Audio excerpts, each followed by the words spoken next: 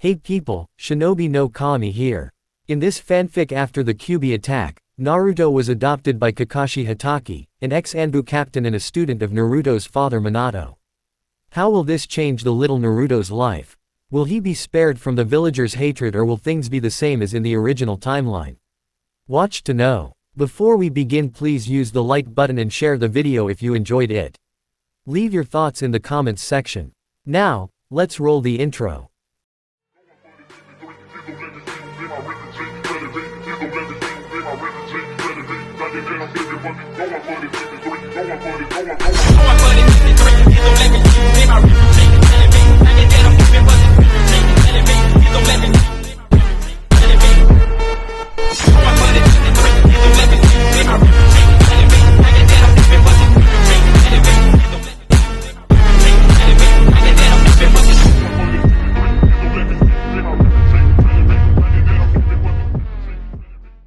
Chapter 56, Fate of Hayate.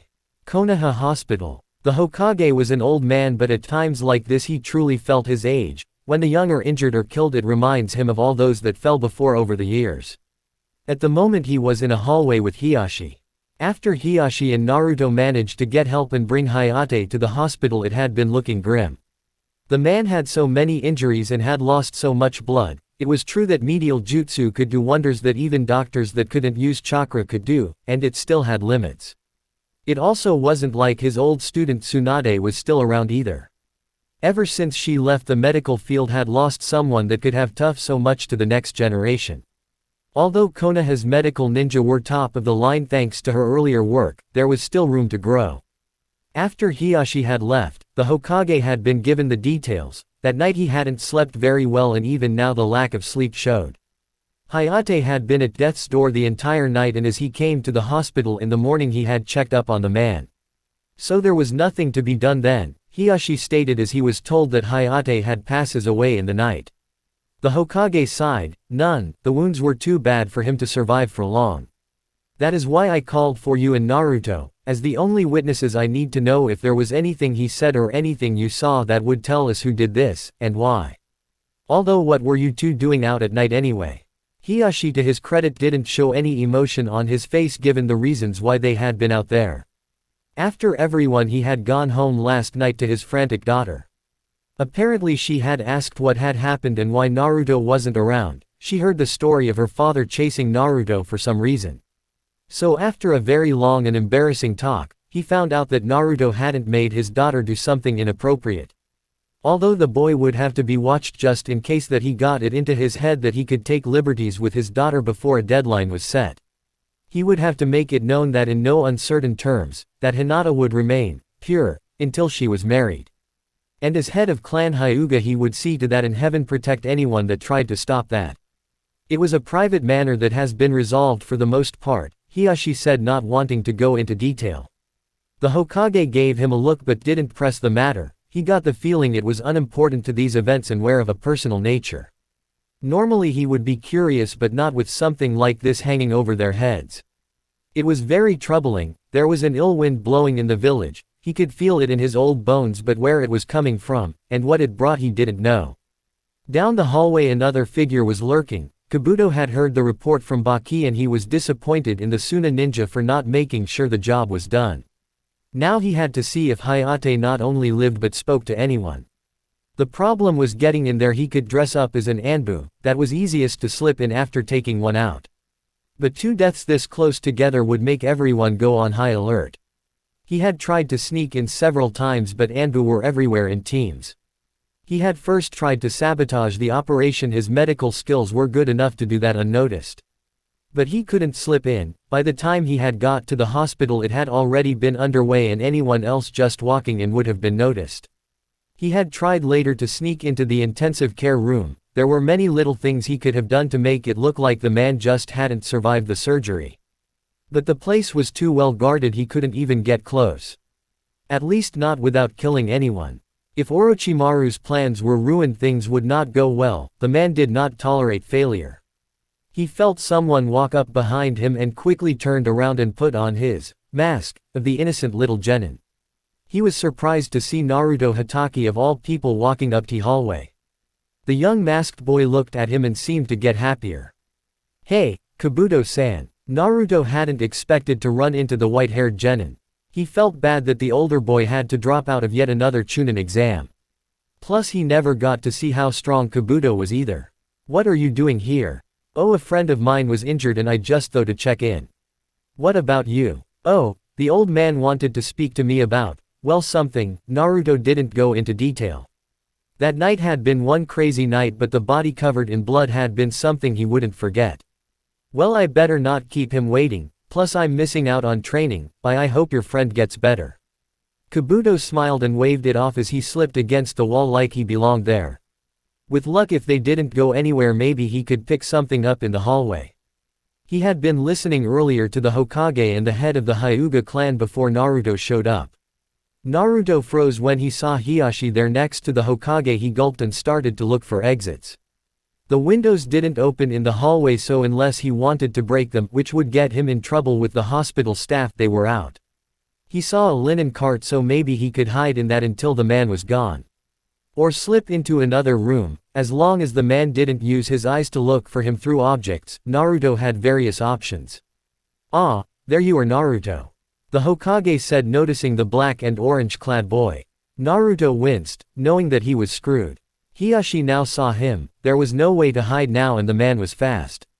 No room to really dodge in the hallway either. Yeah, he felt like his life was nearing its end. His face went pale as the head of the Hyuga walked slowly towards him.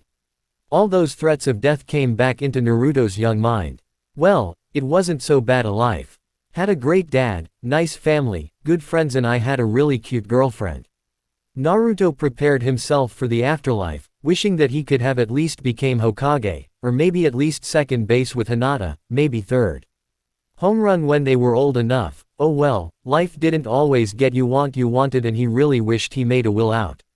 Hiashi stared down at the boy with an expressionless face. Although on his return his daughter had explained everything, he was inclined to believe her. After all, she couldn't lie to really save her life, but that was besides the point. He needed to make sure that the boy knew his place. He may like the boy, but that didn't mean Naruto could ever take liberties with his daughter. He needed to ensure that if thoughts like that ever entered the boy's mind, he would remember this moment. He leaned down so only Naruto would hear what he was going to say. I will refrain from killing you, for the moment. My daughter explained, but let this moment be perfectly clear in your mind. If I ever even suspect that you actually try anything like what I thought was going on. I have a large amount of land, and the only people that could see through the ground to where a body could be buried, all of them are under my command. Keep that in mind. Naruto looked up and nodded quickly as suddenly images of him being buried somewhere in the Hyuga compound came to his mind.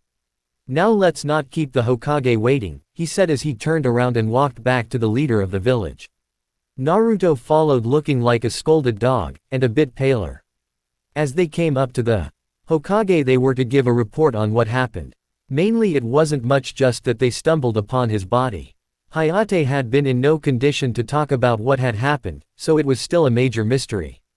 While they were talking, a medic took in a gurney where the body would be placed and taken to the morgue. Let me see him. A female voice yelled out. Damn it, I want to see for myself. The voice was of Yugao Azuki, a beautiful young woman with long purple hair. She was also Hayate's girlfriend and lover. She had been on an Anbu assignment and had only just heard the news. She needed to see for herself the truth that her love was dead, murdered by the sounds of it. She was currently being held by 2 hospital staff. Let her through, the Hokage said as the 2 staff members let go immediately.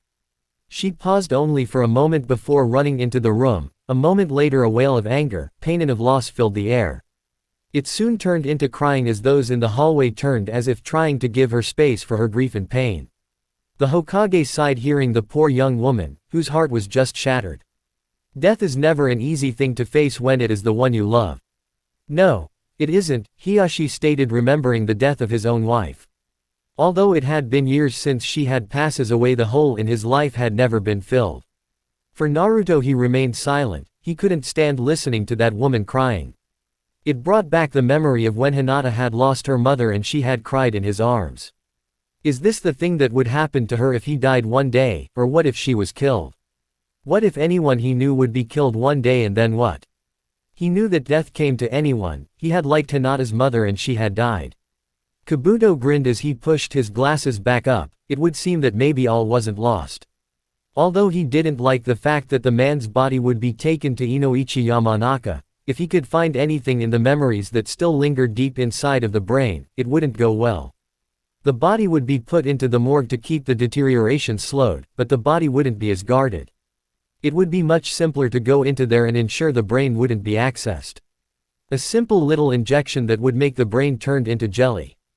10 days later. Water style. Aqua Tower. Sakura's voice rang out in the training area. A pillar of water shot out of the ground as it moved forward to attack several training dummies. The water tore the straw scarecrow-like beings into pieces. Sakura was sweating and breathing hard from the training, but she was smiling. That had been the first time she had used that jutsu perfectly like she had. It hadn't been easy to learn water manipulation, and even harder to learn how to make water when there was no nearby source. Although there was water in the human body and in the air, it was dangerous. Using too much of your own water that reside inside of your body could apparently kill you from dehydration. Using the moisture in the air took time and more chakra. But still, the two women training her and Hinata had made the two girls train in how to use the water-style jutsus with little to no water to draw on. Water style. Water shockwave. Hinata called out as a spiral of water was formed from the water in the air. The spiral moved and hit a large rock as it exploded on contact. "Nice one, Hinata," Sakura said to the dark-haired girl. Hinata smiled at Sakura's encouragement. Over the last few days they had spent a lot of time helping each other out. Hinata felt a sense of strength from how sure Sakura always seemed to be, at least in the training. "Not bad girls," Kurenai smiled proudly at the two of them. "Keep this up and you two will have some major surprises for your teams. What do you think, Anko?" Anko, who had been sitting in a tree watching them, jumped down and walked over to the two girls. Out of the two women, Anko was always the hardest. She didn't believe in being gentle in training. She never did anything that would hurt the girls permanently or land them into the hospital. But she wasn't gentle either. She pushed the girls because she felt they could take it. So far she hadn't been too disappointed, but she tried not to show it too much. "It's getting better," Anko simply said to the two young girls. "At any rate, I think it's time for a break before you girls collapse." That had been music to their ears as they both felt like collapsing at that moment. As they rested in the grass, both girls' minds went to thinking on the future. For Hinata, she was thinking of her future with Naruto. Ever since her father gave him that warning about what the elders could do, it worried her. She couldn't think of her life without Naruto being a part of it. Now that they were a couple, she felt like she would rather cut an arm off than lose him. He made her happy, made her feel confident in herself, and she felt like she could do anything. He was a source of great strength and inspiration for her, plus she trusted no one else more so than she did. Sakura's mind was occupied by two things. The first was the upcoming matches. She wasn't sure how the training with the others were doing, but she was sure they were training hard. She needed to be ready for her own match. Sakura hadn't seen Ino since that day of the preliminary matches. She was sure that Ino was doing better now, but no matter what she would get even for Ino. The other thing her mind had been on as always was Sasuke. She sighed in a bit of depression. Ever since she had made the deal with him, she had kept her word. She never once asked him out again, but she still wanted to. Sakura looked over to Hinata and felt a bit of envy of the other girl. She had at least got the boy she had been crushing on, while Sakura was still behind in that point. "Hey Hinata, can I ask you something?" "Of course. How did you get Naruto to ask you out?" Sakura asked the girl plainly. She figured that it had to be Naruto to take the initiative, as Hinata couldn't muster the courage to do something like that. If she could, she would have asked a long time ago.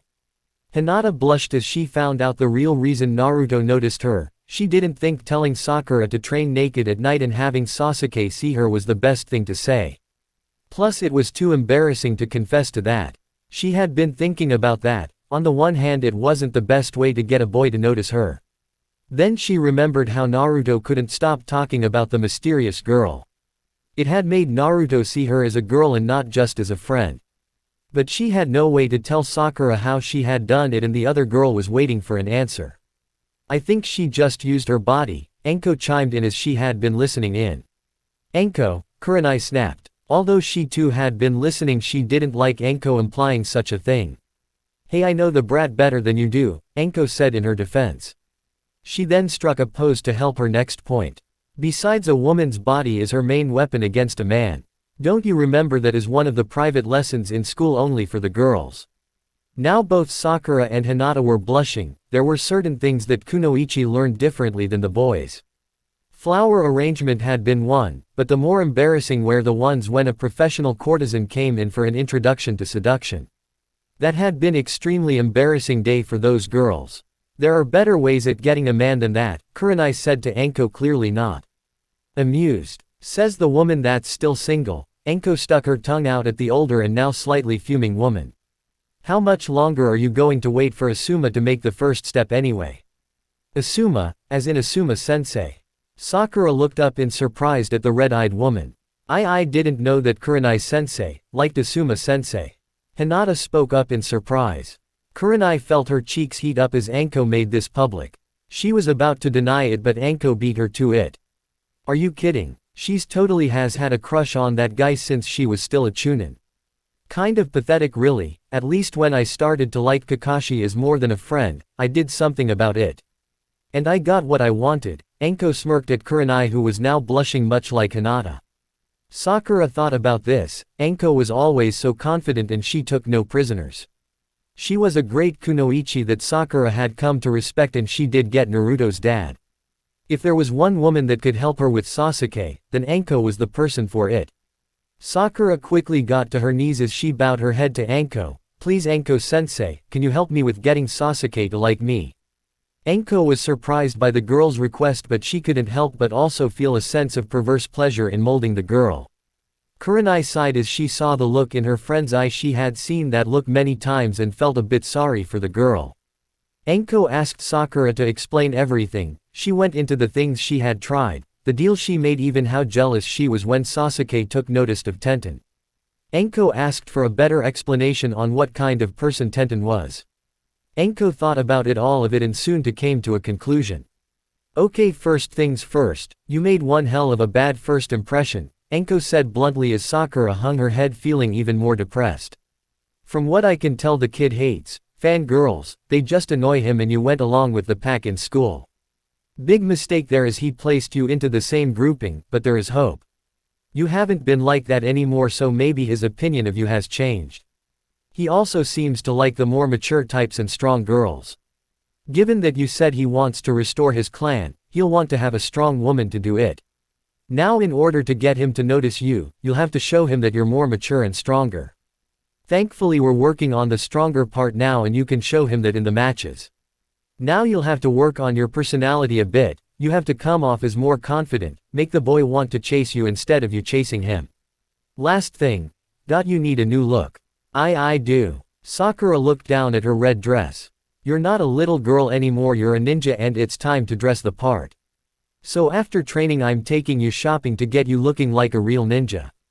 As well as making him take notice of you as a woman. Sakura liked the sound of that. If she looked more mature it might help. Enko looked to Hinata. Maybe we can do something for Hinata, get the brat a little hot under the collar. Hell, I saw what you looked like in a bathing suit. I wish I had developed like you did when I was your age. Enko, you are not dressing up my student, Kurenai said sternly with her friend. Hinata is a proper girl and I will not have you dressing her in anything else. Are you making a comment about me or something? Enko asked, a little angry. She hated it when people made very negative comments on her look. She liked the functionality of her choice in clothing as well as the physical appeal. Besides, I'm not saying anything drastic, just maybe lose the jacket or at least get a slimmer one. As the two adults started to argue over fashion, it left their students wondering which one had the right idea. Kurenai dressed in a more exotic look, but it didn't show too much, while Enko dressed in a provocative manner, but it still held function. At any rate, it was a while before they started training again that day. Later that night, Gaara had been very bored lately. There was no real reason for him to train. He had never found anyone that could challenge him, so there was no need to get stronger. He was already the strongest there was. Even adults were afraid of him, and they were right to be afraid of him. He was the walking death of the desert. He didn't sleep either, since the demon within would devour his mind. The sand was the only thing that he could trust. It had been the only thing that protected him, that was there for him constantly. It had been his mother for his life, already wrapped up in its comforting embrace, and he would feed his mother the blood of his enemies. But there was someone else out there whose blood called out to him. He wasn't sure if he could wait until the end of the month. His mind kept going back to that one match, the man that had tried to drain the chakra out of the masked genin, the one called Naruto Hitaki. The screams of that man still rang in his mind. It was a glorious sound. But Gaara knew what had happened. He knew what that masked boy was. He was like him, he had a demon inside as well, he could just tell. This was the first time he met someone like him, someone that interested him this much. He would have to kill that boy. He felt every part of his body screaming out for the blood of Naruto Hitaki. Naruto groaned as he walked home. Today had been even a harder day than normal. After Jiraiya had found him practicing the trick with the water balloons that his dad taught him, the old man hadn't left him alone. He didn't really see why at first. He kept the practice of that training test ever since his dad showed his team how shape manipulation worked. But at any point whatever interests was in the old man was gone as they continued on their training. Although the old pervert left him alone for some time, mainly for more research, so Naruto was left to experiment. And it had been his shape training that made Naruto remember that one move in the Forbidden Scroll he and Hinata had been tricked into stealing. He remembered that one jutsu that if done wrong would rip apart someone's hand.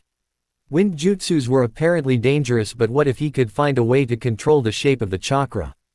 It was then that he had begun his experiments, and when Jiraiya had found him. Flash back a few days ago. Naruto stood by the river as he tried to figure out his new move. His own dad came up with an original jutsu at about his age, then again his dad was a genius. But that never stopped Naruto, so he had been trying to create a move similar to what he had seen. He wished that he had read that scroll more. He kind of forgot a few parts. He had been trying with hand seals and the balloon training, but so far nothing. Come on, it can't be that hard to create a jutsu, is it? Naruto said as he tried something else. He closed his eyes as he thought of drawing out his wind chakra. He held the image in his mind, then Naruto extended his hands slightly apart and the palms facing each other. He slowly began to picture the wind chakra moving through his body and going into his hands. Next step was to force it into the shape of the balloons. For a minute he thought that he had just started to get somewhere. Alright, I'm doing it, boom. The explosion of the mismatched chakras ended up exploding in his hands. He was sent flying back as he hit a tree. He had blacked out after that, and it wasn't until he felt someone shaking him and someone calling his name. Hey kid, Naruto, wake up. Naruto groaned as he felt his arms tingling like they had been numb for a bit. He slowly opened his eyes as he looked up to see Sky, and Jiraiya looking down from him. Oh good, you're not dead, the man grinned as he looked over the area. What the hell were you doing? I thought you were supposed to be training with the summoning and calling out your other chakra to help give you a boost. I was trying to make up my own move. Naruto explained what he had planned to do, but somehow it had backfired. Kid, do you have any idea how dangerous that was? Jiraiya couldn't believe the kid would do something so dangerous. Although he had to admit, for the kid to try something so advanced on his own was impressive. Look kid, you're nowhere near ready for using such an advanced move. Hell, what you were trying to do was infuse chakra into an unfinished technique. Unfinished technique? Jiraiya nodded. Yeah, that thing your dad showed you is actually the first step of training to use a different technique. Although you got the first part down, it would take too long to train you to use it. He noticed Naruto's downed expression. How about this, for the last week I'll teach you how to use that jutsu that is similar to the one that you were trying to recreate. Really, you can teach me that? Naruto said, excited, but then he remembered that was still some time off. But what about before then? Well, you still have trouble with the damn chakra, you can't seem to access the foxes at will. I have an idea how to fix it, but it's pretty hard and I'm not sure you're up for it. The Sannin told the young boy. I can do anything, so bring it on. Arrow Sennin. Present. Man, that had been a mistake, Naruto thought to himself. Remember what had happened 2 days ago. Stupid old pervert, making me do all that stuff and then throwing me off a damn cliff. Then that stupid boss Toad making me ride him for the entire day in order to be his minion, and then there was the fox. The stupid fox was a big ugly jerk too. Naruto had been pushed off a cliff by his teacher just so that he was put into a life or death moment. He had gone into his mind for the second time. When he got up to the cage, he had remembered a dream about being in that dark place before. Turns out it hadn't been a dream and that had been a memory of when he had been stabbed. He still remembered a bit of that day. He had always thought it had been just a nightmare when he passed out. But the fox had remembered him from when he had been a child. Well, this time he wasn't afraid of the stupid thing and told him so right to his big hairy face. Although Naruto didn't like using the fox's chakra, he wanted to use his own strength, but he would use it if he needed to, but only as a last resort. Now he was dragging himself home dreaming of his nice soft bed. Too bad his dad was still camping out wherever he was training Sasuke. He was also pumped. He couldn't wait to see what Sasuke and Sakura had learned and what they would do in the finals. That thought gave him a bit more energy as he made his way through the dark streets. Although ever since he had found Hayate's body he kept looking around into the shadows. Something was wrong, even he could tell that, but he didn't know what. He told Jiraiya about everything, but the old man just had this serious and deep-thinking face. The man never said anything about it, but Naruto got a feeling that the old man was thinking something was going on as well. It was only because of that heightened sense of alert that he felt it, the killing intent. Naruto, although his body was sore and tired, he moved quickly. He spun around with the hand on the hilt of the sword on his back. He was surprised to see 10 meters away was the Suna ninja, Gaara. The other boy really made Naruto nervous. The whole boy's demeanor just screamed out danger. It was a long moment before the other boy spoke up in that gravelly whispered voice of his. "So you're this village's container." Gaara spoke as he looked at the boy. So far he wasn't impressed and he could feel the fear coming off the other boy. It kind of disgusted by it actually, to think that another demon container was like this. Naruto was shocked by what the other boy said. "How the hell did you know that?" Naruto really did want to know. It was a secret. Hell, he didn't find out what he was until he graduated. But this boy from another village knew. Gaara stared at the other boy. He wanted to just call up on his sand and kill the boy now. But he was told to wait until the matches started up again. He didn't want to wait though. This boy was his prey and the sand called for his blood. It took a lot of willpower to quell the bloodthirst in him. How that two people that are the same can be so different. I can't figure out why you're not more like me. Aren't you hated and feared for what you are? This village should fear you with good reason. You should be able to destroy this village, but you're just weak. But at any rate, I look forward to killing you, Naruto Hatake. You'll be the first of our kind that I'll be able to kill. Gaara grinned a maniacal grin as the sand swirled around him and soon Naruto was left alone in the street. Naruto just stood there transfixed as the boy's words rang in his head. So much alike, of our kind, does he mean that? Naruto paused as the words slowly sank into his mind. And Gaara's words would echo into his mind for the rest of the training that month, and when the day came for the final matches he wasn't sure what he would feel the next time he meet Gaara. Chapter 57, The Finals. The day had finally come to Naruto and everyone else in the village. The final part of the Chunin exams started today. From all over the ninja nations important people came to see the genins. Many would be clients one day as they looked to see which village had the most promising genins for the next 6 months.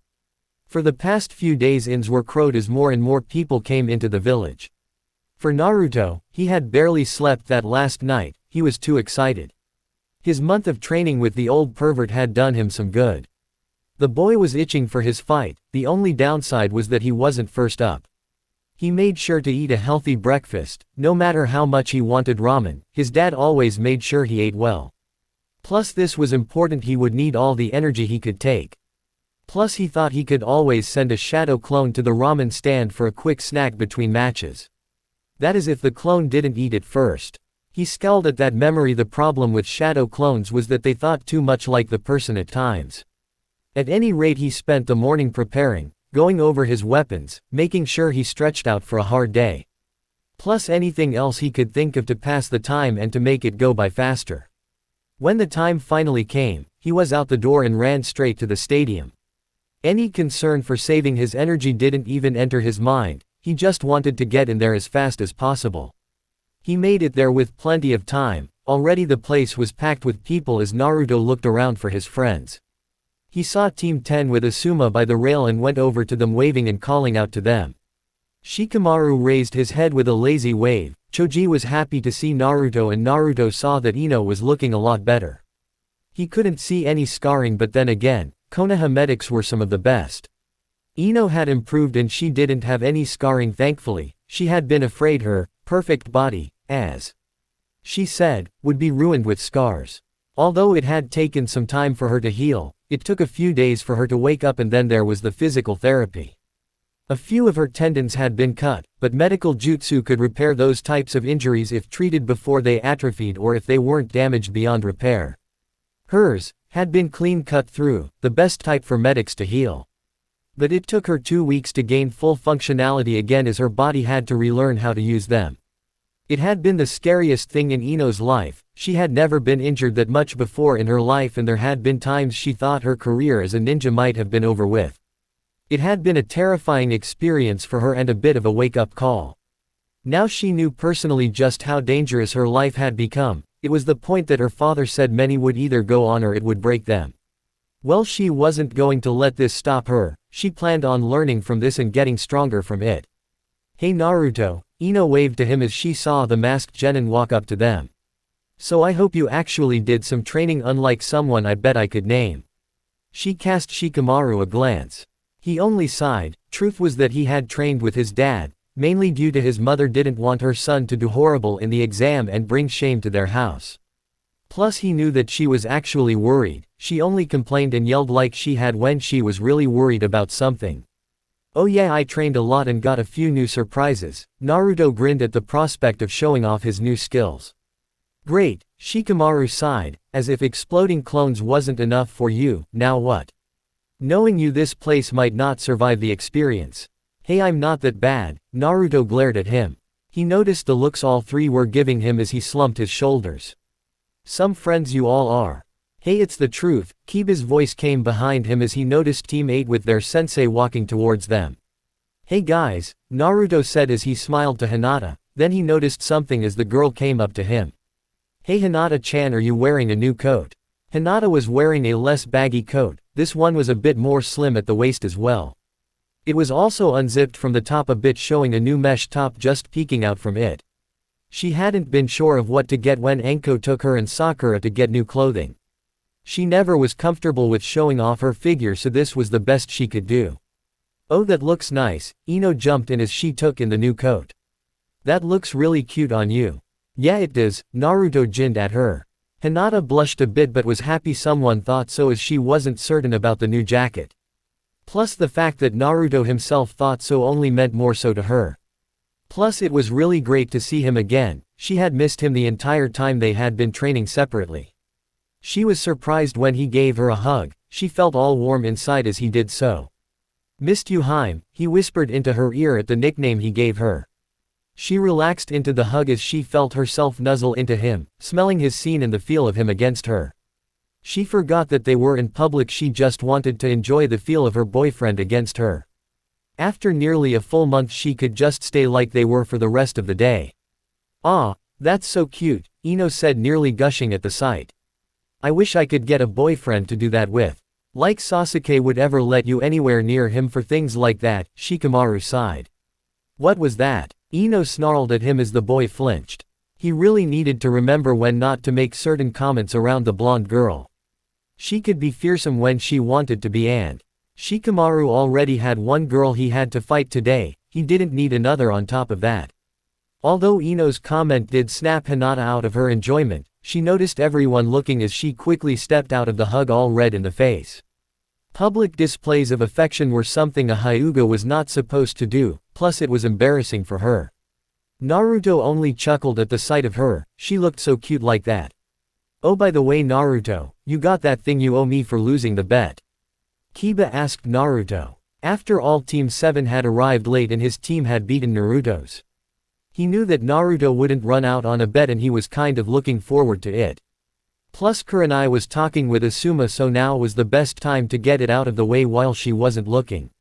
Naruto sighed as he rolled his eyes. He pulled open his black vest and reached inside and tossed a familiar orange book to Kiba.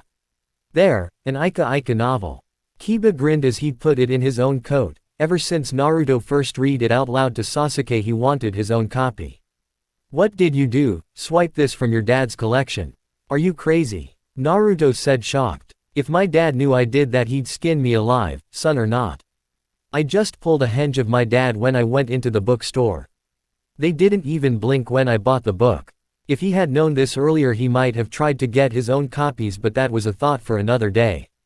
Speaking of, I don't see him or Sasuke anywhere, not that I'm surprised. Why, your father wouldn't be late for this, would he? Hinata asked hopefully. Well, Naruto scratched the back of his head, he had been worried about all of this. In fact, he had hoped that his dad wouldn't be late for once. This was a major day for him. If he made Chunin today then it would be great and all, but he wanted his dad here to see him win. Man, you'd think my own son would have more faith in me. Kakashi's voice was heard behind them. They quickly turned to see Kakashi walking towards them with his hands in his pockets. Sasuke was next to him wearing a new all-black outfit and the sword strapped behind his back instead of the waist. To think I raised such a son who has no faith in his own father. Well, maybe if you weren't late all the time, Naruto grumbled, but he was delighted to see his dad and Sasuke here. So Sasuke, I hope my dad didn't work you too hard. I know what he can be like when he actually puts effort into the training. We'll just see when the matches start and you better make it to the final round. Sasuke grinned at the masked boy. Only if you do the same, Naruto said back to him. Our rivals in actions, Kakashi sighed and then looked around. Hey, I'm missing one of mine. Anyone seen Sakura? She said she would be arriving about now, Hinata told them. She guessed that Sakura would be here pretty soon, although she hadn't seen the girls since their last training day yesterday. Given all the training both girls had went through, Hinata hoped that Sakura did well. Over the past month she had gotten a bit closer to the pink-haired girl. Here was a girl that tried her hardest to become strong, only pushed Hinata even harder herself. She watched the Hitakis joking around as father and son, and for a moment she kind of wished she had that kind of closeness with her own father. But she knew because of their station in life they had to act a certain way. It was then that she noticed a certain pink-haired girl walking up to them. Oh, Sakura just arrived, Hinata said. Oh really? Naruto said, turning to his friend. Hey there, Sakura-chan. Everyone turned to face Sakura as she walked towards them. Gone was the familiar red dress she usually wore. Now she wore a red vest that still held the white circle on the back. A matching low-cut skirt also was on her with black shorts under it. The rest of her body was covered in a ninja mesh that looked exactly like the kind Anko wore. Even Sakura's footwear looked a bit more like Anko's with light armored shin protection. Sakura also wore gloves with metal on the back of the hands just like Kakashi's gloves, only these weren't cut off at the fingers like his. She definitely had a different look to her as her forehead protector was pulled down to actually cover her forehead. She looked a lot more ninja-like now than he had, and it was just a shock to see her like this. Sakura knew people would stare, but Anko had given her some coaching on how to deal with it. Sakura looked impassively at everyone. What? Do I have something on my face? When the hell did you get new clothing and why wasn't I invited? Was the first words spoken, by Ino no less. Although she was happy to see her best friend, she couldn't help but look at Sakura's new impressive look. In comparison to Sakura's older outfit, this looked a lot more functional ninja wear. Sakura just shrugged it off. Anko-sensei said I needed a new wardrobe if I wanted to be taken seriously as a ninja. Plus I have to admit, after getting used to it, it's easier for me to move around in without that long dress tripping up my legs. She was honest about that. She used to have to be careful how she moved because the long front and back could easily catch in her legs. Although she wasn't too comfortable at first showing off so much, her parents had been shocked as well first time they saw her new look. She felt she could move a lot easier now. She looked up at her two teammates. So what do you guys think? It looks great, Sakura-chan, Naruto said, giving her a thumbs up after getting over his shock. Sasuke only nodded, although he had to admit it was a vast improvement. He also wondered how much stronger she and Naruto had gotten. Although he knew that Sakura was technically the weakest member, he had seen her grow over time when they were put into this team. Looking at her now, and the look of fire in the other girl's eyes was something new as well. He watched as the pink-haired girl went over talking to Ino as the girls caught up. It also came to him that she once didn't call him Sasuke-kun or even cast a glance at him. That was odd, as the girl always tried to catch his eye, even after their deal. Was it possible that the girl was finally becoming more mature? He hadn't even realized that he had been noticed by Naruto staring at Sakura. The blonde was grinning under his mask as he thought he saw that same look on Neji's face when he looked at Tenten. So is the cold bastard finally warming up?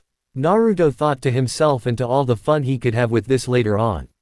His thoughts were broken off as another adult joined the group, this one by basically jumping onto the back of his father. "Hey there, miss me," Enko said as she latched onto her man.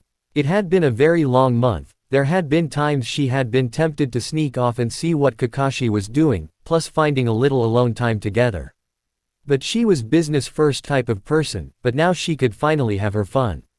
Kakashi chuckled as he felt her against him, wishing he didn't have his thick combat vest on as he was missing feeling her press against his back, as he did his best to look at her. "First off, yes, and second, I see you couldn't resist to shape a mini-you out of one of my genins." "Oh please, I didn't go that far," Enko waved it off. "Besides, she doesn't like snakes or bleeding people, so it's not like I could make her totally into a short version of me." Kakashi's sweat dropped at that. Good then, so are you planning on getting off my back anytime soon?" "Nope, I feel comfy here," she grinned at him. "Besides, I'm not that heavy." "So you say," Kakashi meant to say it under his breath. Yeah, he loved the woman, but having a person on your back too, its toll on you after some time. Unfortunately, she had heard him, and that did make her jump off his back, spun him around to face her. "What did you say?" Enko demanded. "Are you saying I'm heavy or something?" Now Kakashi knew he was getting into dangerous territory, weight issues with a woman all men knew to avoid. Sure, she had said, heavy, and not that great taboo word of, fat, but it was implied. So he did what any male would do, he would lie through his teeth. "Of course not, but I nearly pulled my back climbing up a cliff one-handed with Sasuke during training. Still a little sore back there." Enko looked at him for a moment, but the damn thing was, it was hard to tell when he was lying or telling the truth, with the exceptions for his excuses for being late. That damn relaxed voice and body expression coupled with so little of his face showing helped with that. But at any rate, she had missed seeing him too much to really care and decided to let it slide. "Well, at any rate, I think you'll be surprised with the girl. I think I did some of my best work there." Kakashi smiled at her. "I'll be looking forward to it." "Ah, Kakashi, my eternal rival." Guy's booming voice was heard. Kakashi sighed. Of course, now he shows up. He turned to face Guy and his 3 students as they walked to the large group of genins and jonins. Guy and Lee looked as fired up as usual. Neji looked the same as ever, although Tenten was wearing her usual ninja clothing with full gear. Tenten originally wanted to put on this nice dress she had for today, but Guy said that a true ninja should be ready for action at all time, and she should look professional for the entire village with so many visitors around. Tenten didn't really get it, but Guy had been unusually insistent for some reason. Looking around, Tenten found it odd that Ino, Choji and Kiba as well as Hinata also seemed to be fully geared up. It was a bit odd, but she just shrugged it off. Maybe it was something that had been passed on to the jonins. Little did she know that on the request of their senseis that the others were wearing their normal ninja gear instead of civilian clothing. It wasn't too odd a request, but it had come out of the blue, which was a bit odd for them. "So Kakashi, even though 3 of your students have made it this far in comparison to my 2, Guy said, not noticing the slight wince from Tenten.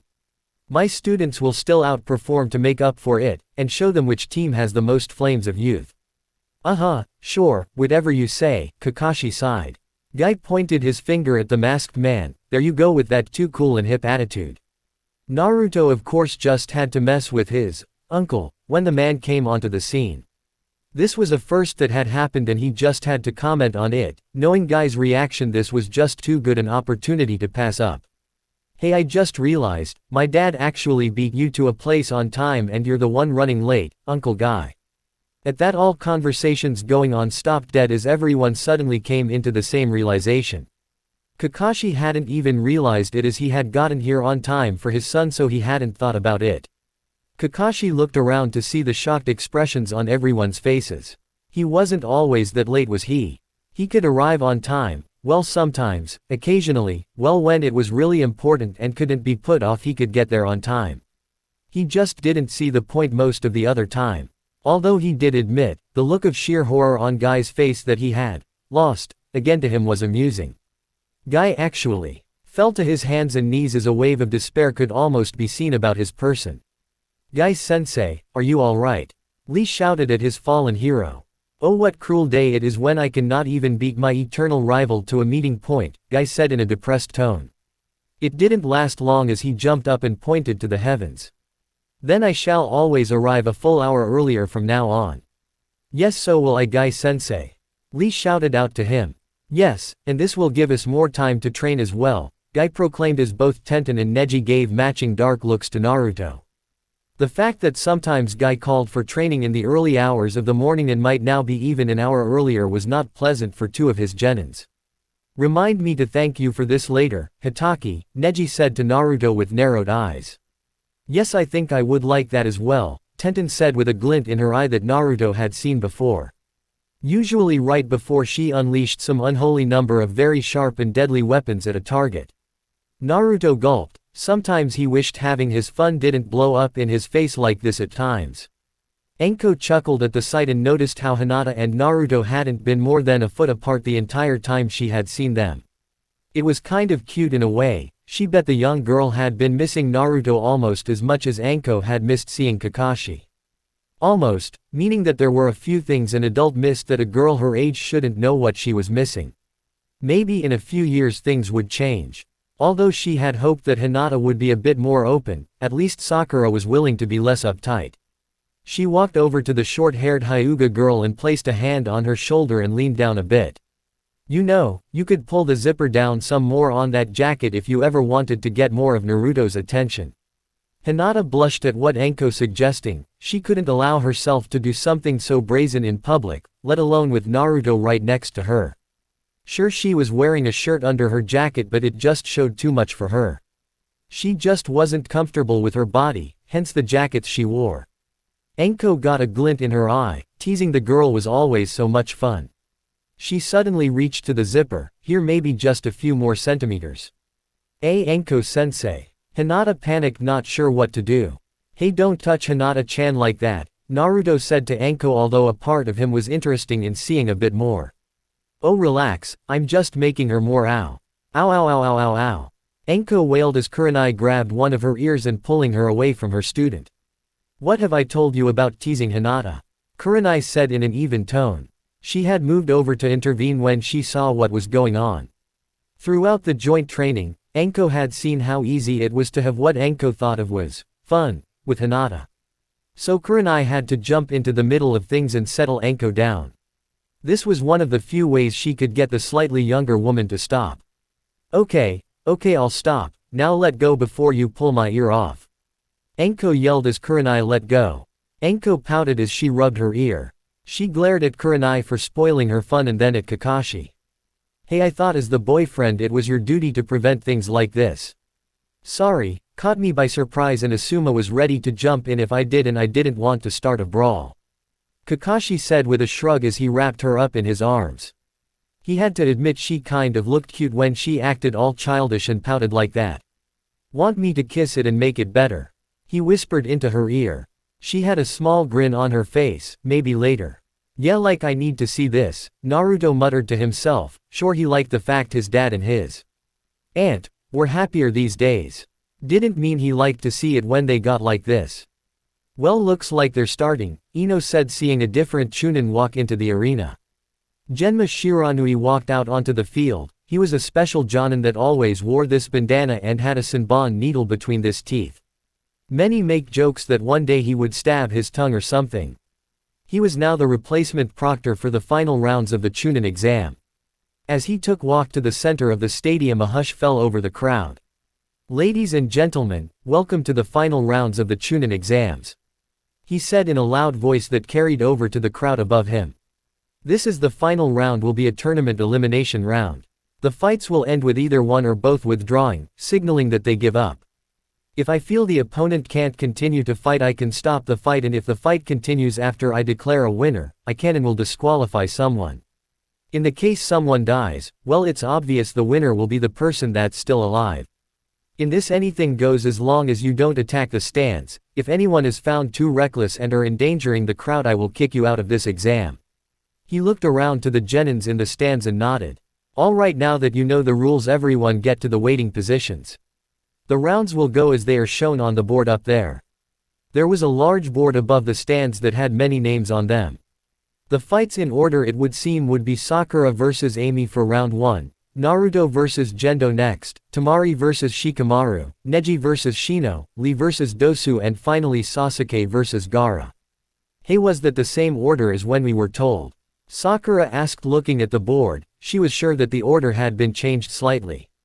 They were fighting all the same people, but the matches looked to have been switched. She's right, Shino said, looking at the names. I guess they wanted to change things up a little. Kakashi shrugged his shoulders. Now you all better get to your places, and Sakura, since you're up first, get ready. Sakura nodded her head as everyone walked to the place where only the genins would be. It was a special section on the lowest level of the stadium stands that was reserved only for those waiting for their fight. Along the way, Sakura was mentally preparing herself. She had spent all month waiting for this and she wouldn't lose. Although it also meant that when she won, she would most likely be facing Naruto next. She wasn't sure how she felt about facing her friend, but Anko had prepared her for this, that she might have to fight her friends. At any rate, she was pretty sure she wouldn't make it all the way to the end, but you didn't need to in order to make Chunin. Besides, her real goal was just to beat that mist girl that had hurt Ino. That was her primary goal. Anything after that, well, she would deal as it came to her. Naruto watched Sakura and she was really focused. He walked next to Sasuke. Man, she's really serious. Sasuke nodded but didn't comment. He knew this was personal for the girl. Her friend had been hurt by her opponent and it was payback for that. That was something that he could relate to, although his was on a whole other level, but still he knew what she was feeling. The fact she had so much focus, it got him interested in seeing just how much stronger she had become. Up in a special section of the stands, 2 of the world's mightiest leaders in the ninja world sat in their formal white robes. The first was the older third Hokage, sitting on a white chair as he watched on. Sitting next to him was the Kage of Suna, someone the third had many dealings with over the years. Although he didn't know the younger man personally, they had spoken together many times since their villages held a formal alliance since the last great ninja war. The Kage had taken to wearing a mask at times so you could only see the eyes and part of the face. It wasn't uncommon, as the third could name a few of his own ninja that wore masks, 2 of those having the name of Hitaki. The Kage looked at the names being put up on the board. I was told that my son Gaara would be fighting sooner than this. Oh yes, sorry about that, old friend, the Hokage said to him. But the new Chunin in charge wanted to mix up the fights, plus given that Kakashi Hitaki was training Sasuke Uchiha, well, we were all a little worried the man might be running late. So it was moved to the end. I hope that doesn't bother you. No, it's just a surprise from what my children told me. At any rate, it only enhances the climate of the first round eliminations. I'm eager like many to see how the last of your Uchiha clan stands up against my son. The Kage told the Hokage. Although under the skin there was a more sinister face, that of Orochimaru, as he watched on. For months he had been posing at the Kage for Suna. When he had came to the 4th Kage for this little plan, the man had been for it. After all, the daimyo had been slowly cutting funding to Suna for years after the last war, plus the fact that Konoha was taking over ninja missions that they should have had originally stung their pride. It had been easy to convince him of a joint mission to at first weaken the village.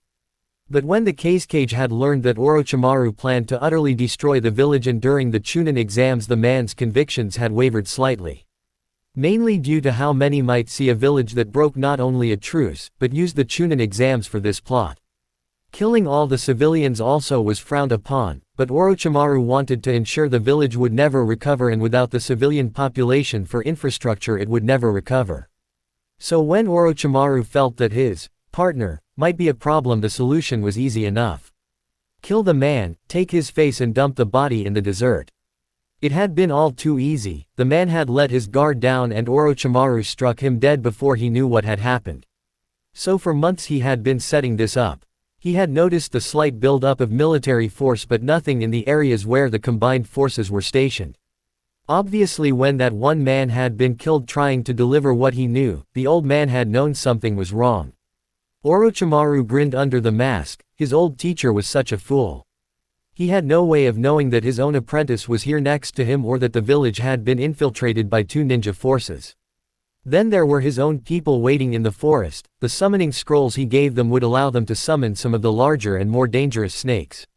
So while the great walls of this village fall on the outside, the village will burn on the inside and he would finally finish off his old teacher. There was a bit of symmetry to it all, he who was once up for Hokage, the one that would lead and if necessary sacrifice themselves for the village. Of course since he had been passed over it had been an eye-opening experience for him. So the man that could have been the one to protect this village, now was the instrument of its destruction. And to make matters even better was that he could also put a large wrench into the plans of his other enemies. Mainly the Akatsuki, they wanted the tailed beasts, for what even Orochimaru didn't know. But now that 2 of the human hosts were in this village it would mean that he could get rid of both of them. With luck the Kyuubi boy might even get killed in his match, the Mist boy was obviously trained in the old school way of thinking for that village. But at any rate the boy would die here and when he was done with the Suna he would ensure that the one tail was taken care of too when the boy's usefulness was over with. Not too far away from the arena, the form of Jiraiya was standing on one of the taller buildings in the village as he looked out over the forests before him, with his trusted telescope. It had more uses than just spying on the pretty women in the open-air baths after all. Currently he was looking at the targets he was assigned to, after all the plans seemed to be going well so far. He looked over his shoulder at the stadium and a part of him wished he was there. After all he really wanted to say how well the kid did in the fights, the boy had some hidden talents. Oh well, things were about to get very interesting today anyway he mused. Chapter 58, The Battle of Leaf and Mist. Sakura felt a wide range of emotions as she walked into the small artificial field where the battles would take place. She could hear the crowd cheer as the first fight would start and already she was feeling her stomach tie into knots. She had never had so many people looking on her at this moment, and she was thankful her parents wouldn't be here. She didn't want them here just in case something happened to her and they were fine with it. Sakura knew her parents didn't want to see her fight because they didn't want to see her hurt. It was hard enough on them to have their only child as a ninja. But still, even with that with all the people here it was kind of imposing. She walked onto the field and towards the center as she spotted the mist girl, Amy. The other girl was still covered in those bandages that Sakura knew were razor shard with metal lining. She bet that those bandages could also act as armor if needed. She had spent the month thinking up all kinds of strategies with this opponent. Looking at the smug look on the other girl's face turned the knot in Sakura's stomach into a fire. This was the girl that had nearly killed or ended the ninja career of her best friend. Ino was the closest thing to a sister she had in this life. She could still see Ino's pale face as she slept in that bed after the match. Sakura felt her fists clench and had to force herself to relax a bit. Enko kept telling her during the training that emotions could be a fuel for a fighter's resolve, but too much emotion driving your actions would lead to your downfall. Sakura needed to keep her mind sharp and pushed down the fire a bit. It was still there but she was going to use her emotions, not let them use her. This girl was dangerous and Sakura would take no chances. The proctor went over the rules, they were the same as before and when he asked if they understood they both nodded. He moved back and he began the match. Sakura wasn't surprised when the other girl launched an attack right off the bat. Throwing several shurikens as Sakura, it was a standard type of opening move also with the insane training that Anko but her through it was easy to deflect them all with her metal tonfas. She stood her ground defiantly at the other girl. What are you still using basics? I thought Mist Ninja were supposed to be badasses, or is that only the boys? Sakura was also taught to never underestimate attacking a ninja's pride by Anko. I got a small tick at that. Fine, I was planning on playing with you like the other weak Konoha girl but if you want me to I'll be all too happy to cut up that face of yours. Quickly the girl's hands went into several seals, water style, water bullets. Amy opened her mouth as small bullet-like objects of water flew out at amazing speeds. Sakura tried to use her tonfas to deflect them like last time but the force of them was much greater. It was like feeling softballs hitting her weapons, that made her slow down as her weapons were knocked off course from the impact. Gaps opened up in her defense as she felt the bullets starting to hit her body. She was thankful for the new armor mesh she was wearing. If she had been wearing her older clothes she would really had been hurt, but she knew there would be some nasty bruises from where she was hit. One hit her in the face. The blow made her stagger back as she tried to clear her head. She saw the other girl raise her arms and the bandages coming at her. Sakura knew that there was no defense she had for that. So like Enko said to her, when you can't defend go on the offensive, they usually don't plan on it. Sakura ran forward trying to avoid the bandages and it was working. Amy hadn't expected someone to run straight at her knowing that her bandages were razor sharp. A few of the bandages got close enough to cut her, but instead of cutting into flesh, sparks flew off Sakura's body. The ninja mesh was a very sturdy kind that Konoha made for their ninja. It couldn't stop stabbings and blunt force would still be felt and could still injure, but against slashing it held up pretty good. That was the reason Enko had changed her look for the mesh. This would help Sakura get around the slashing effect of the bandages.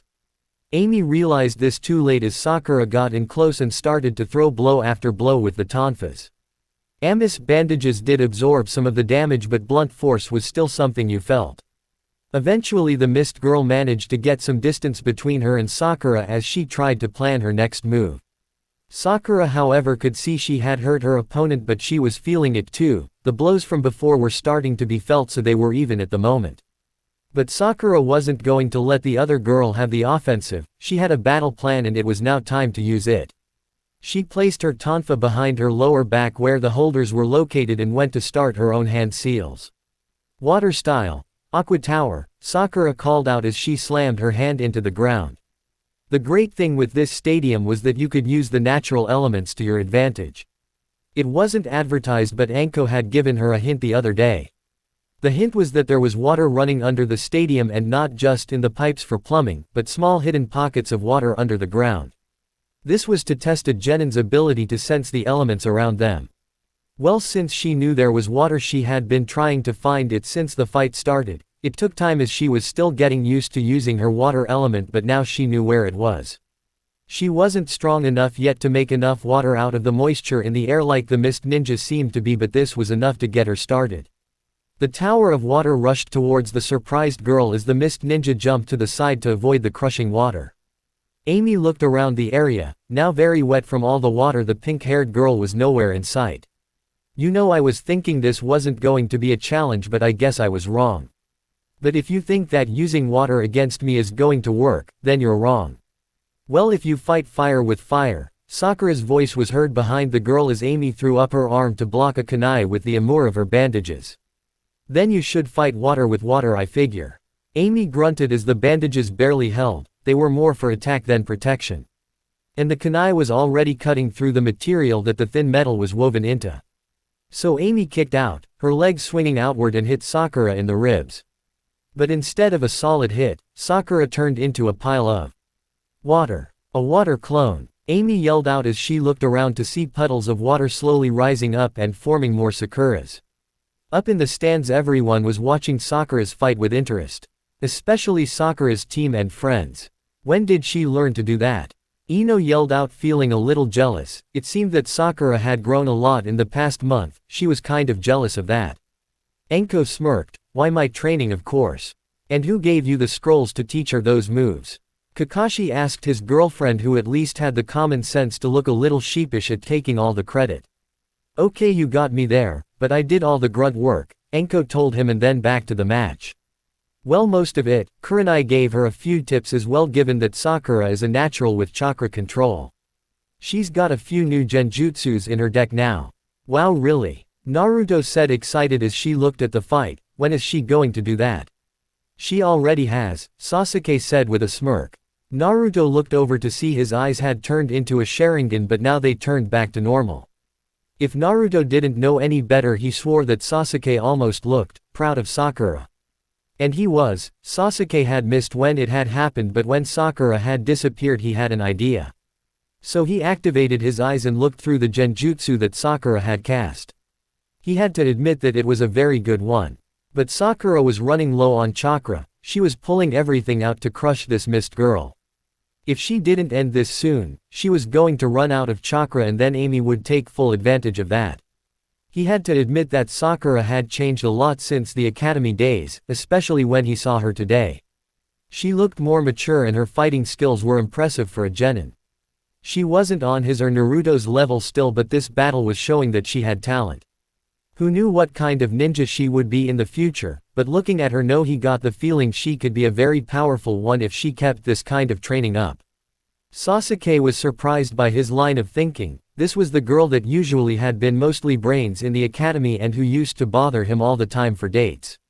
But now, she had not only kept her word to his request but she was surprising him. Sakura had trained and was fighting to the honor of her friend, a motivation that he could get behind. He saw a fire in the girl that he hadn't seen before and that sheer determination reminded him a bit of himself. How he trained all those years at first to be noticed by his father, to catch up to his old rival and hero, his brother. Then it was to catch up to Itachi to make him pay for what he had done. Sasuke knew that determination to become stronger. He had seen it in Naruto and now in Sakura. At the moment he wasn't sure what he was feeling towards his female teammate, but this day, Sakura Haruno had gotten the attention of Sasuke Uchiha. Back in the fight, Amy was getting frustrated with the water clones. She didn't know this skill herself, unfortunately. Sure, the water clones were solid and used a lot less chakra than say a shadow clone, but these clones were pissing her off. Where was the original? That was what she wanted to know as she used the bandages to cut down all the water clones as they came. What she didn't know was that Sakura was making the other girl used up as much chakra and physical strength as possible, wearing the other girl down. Using chakra for the bandages and fighting the water clones was the perfect way to help with that, but she was running out of time. The illusion she had cast wouldn't last forever. When the pillar of water had hid her from view, she cast an illusion that Kurenai had taught her. It was mainly a veil-type illusion. As long as the person stood still they could remain basically invisible. It was a genjutsu used for scouting when you had to hide for long periods of time watching over an area.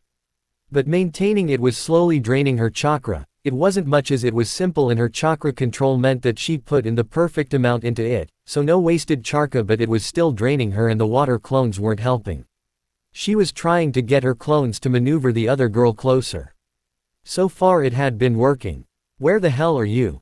Amy thrashed around wildly trying to get the real girl, wherever she was. Here, Sakura yelled out from behind as Amy felt an explosion of pain. Sakura moved and used her weapons, but this time it wasn't in a swinging arc. This time she held the weapon straight with the smaller end extended just beyond her fists with the long ends resting against her arms. She punched out with straight jabs to Ami's back. She hit the spine, the kidneys, shoulder blades, nerve clusters that Anko showed her. The bandages might have acted like a light armor but against blunt blows, but Theseus' blows were smaller and more focused. Plus Sakura could hit really hard even without the training. Amy cried out from the pain and tried to fight back, but Sakura kept herself behind the girl. The mist girl stumbled around as Sakura started to take the girl down piece by piece until finally one final blow to the back of Ami's skull was the final moment. The girl crumpled to the ground like a rag doll, Sakura panting over her as she was declared the winner. Sakura smiled a bit before her legs gave out and she fell to her knees. She felt completely wiped at the moment. She wasn't sure how much more of this she could take, but this was as far as she wanted to go. She completed her goal. Up in the stands her friends were cheering for her. Naruto versus Gendo. Naruto couldn't wait for his chance when his time came. He gave Sakura a quick congratulations before he left for his own battle. He was the first to arrive at the field and ready to kick ass. He was so full of energy that he nearly bouncing with the effort. Gendo looked slightly pissed and he looked like he wanted to take the defeat of his teammate against Naruto. Once I'm done with you, if I meet that pink-haired girl I'm going to crush her. Amy got overconfident and lost because of it, but I won't make that mistake. Gendo said to him. Naruto only grinned under his mask at the other boy. Good, I don't want to have to finish this too quickly anyway. Alright, you two know the rules, the proctor said to them. Begin. Gendo didn't waste any time as he came at Naruto. He pulled the thick sword from the holder on his back, freeing the weapon. Naruto did the same as his smaller blade took on a white glow as he blocked the attack. Naruto grinned under his mask. It took time, but he felt that he finally managed to get the sword to glow when he wanted it to for once.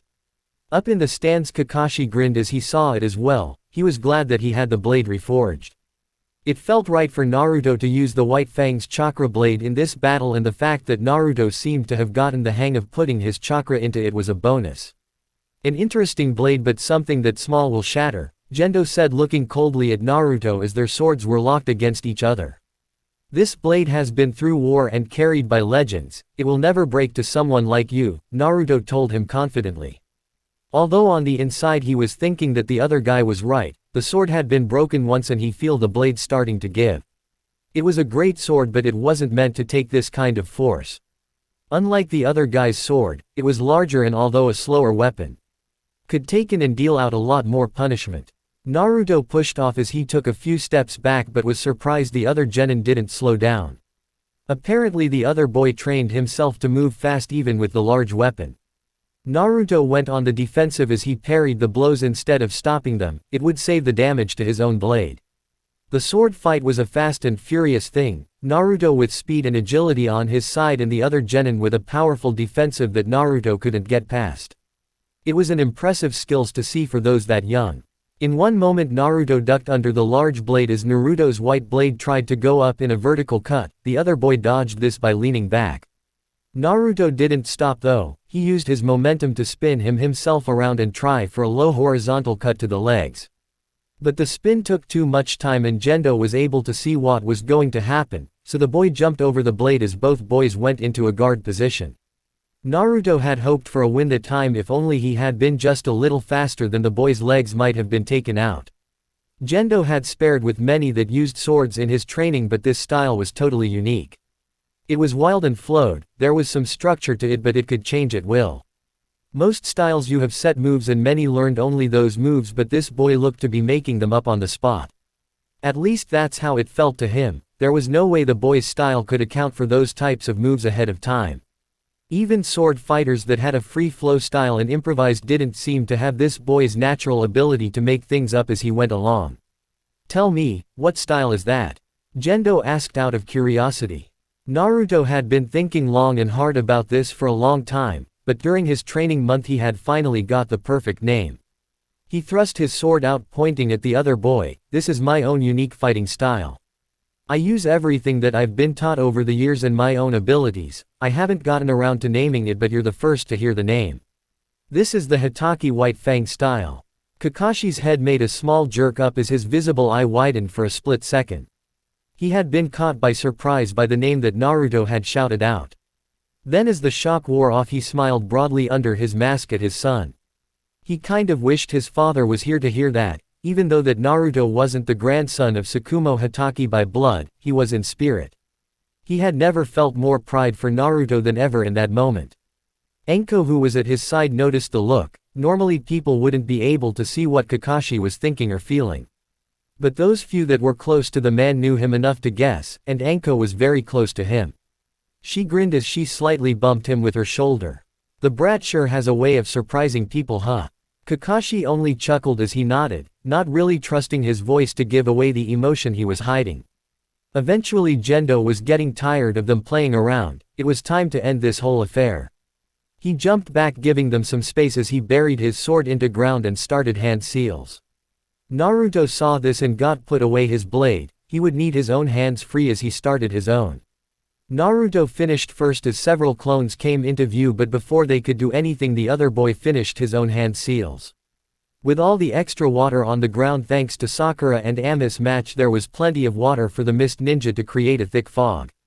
Oh man, not this crap again, Naruto muttered, remembering this same thing with a certain ex-mist ninja in Wave. He heard his clones being attacked in the fog, most likely because the other boy couldn't tell which was the real one and which was the fake.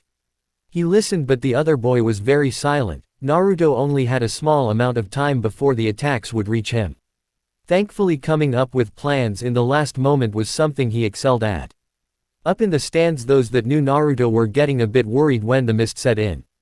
In one particular stand sat the Hyuga family, minus Neji as he was with the others given he had a match coming up. They were all watching, interested in what would happen with this match, especially Hinata, who was watching worried about Naruto. Farther, as Naruto does well in the Chunin exams, will that go towards proving himself to the elders? Hanabi asked, watching the fog.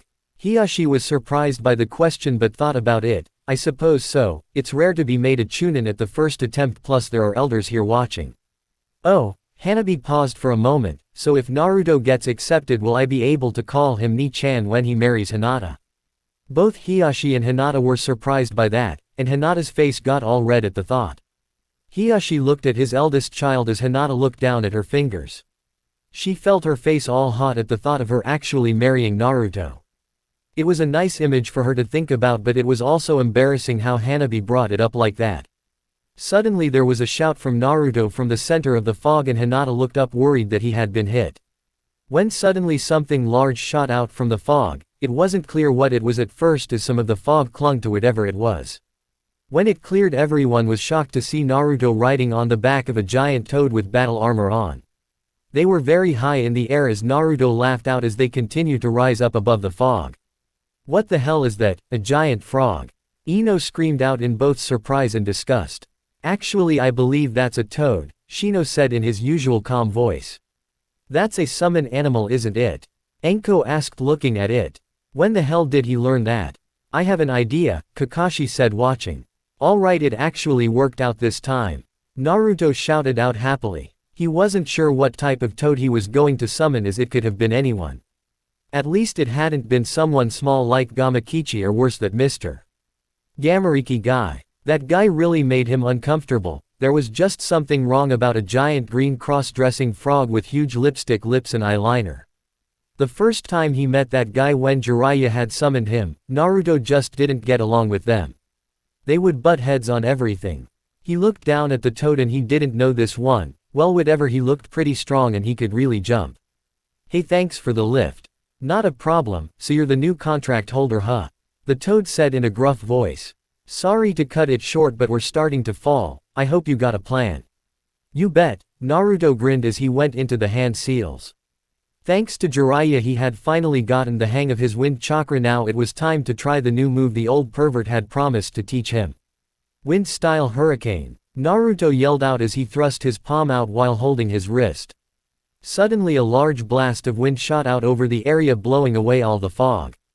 Gendo had to stick to the ground with chakra to keep his place in the earth without getting blown away. When the wind stopped he looked up in time to see Naruto fall back down on top of a large toad creature. Gendo hadn't known about this ability, then again the boy hadn't done much in that previous fight he had in the elimination rounds. No matter, he would cut the boy down to size, but first. He started his own jutsu as all the water started to move around the area. Time to stop playing around, Gendo said as he finished his seal with Naruto just standing there waiting full in confidence. Gendo thought that the boy would pay for his arrogance for that. Water style, water hydra. Several large heads came out of all the puddles, it was like a water dragon only there were at least 5 different heads. Crap, Naruto hadn't planned for something like that, he had never even heard of such a thing. Hurry up and dodge, you don't have to tell me twice. The Battletoad said as he jumped out of the way of the deadly focused water. It crashed into the ground with devastating force but there were too many and they were too fast. The toad was hit hard first, he disappeared back to where the toads became from before he got too seriously injured. It was too bad too, he had been enjoying himself until that moment. Without something to stand on Naruto ended up falling, without anything to stop it. Well, until one of the water hydra heads slammed into his chest and thus sending him into the ground. When he hit the ground he was sure a rib or two had been bruised pretty badly, thankfully the fox should be able to heal that easily enough before the next round. Although at the moment it was hard to get back up as the wind had been knocked out of him. Gendo grinned as he saw his fallen prey. You should lay there like a good failure and let your entire village see just how weak the hidden leaf has become. Naruto only laughed as he tried to get up. What's so funny? Gendo said as he started the hand seals against to finish him off. That you never bothered to count the puddles, Naruto grinned at him. Gendo's eyes widened, he looked around in time to see several shadow clones jumping on top of him holding him in place as he struggled to get free. He cursed himself mentally as he had overlooked the battlefield. With his water manipulation he should have felt all the sources of water but the boy had put these clones in a henge. Obviously back when the fog blocked his view, sure you could sense your enemy by feeling them through the fog that you create but if no one moved it was a lot harder. He saw one clone walk around to face him, but this didn't hold on to him. "Oh man, this is going to hurt," one clone said to Gendo's left. "Yeah, sucks to be you," another said.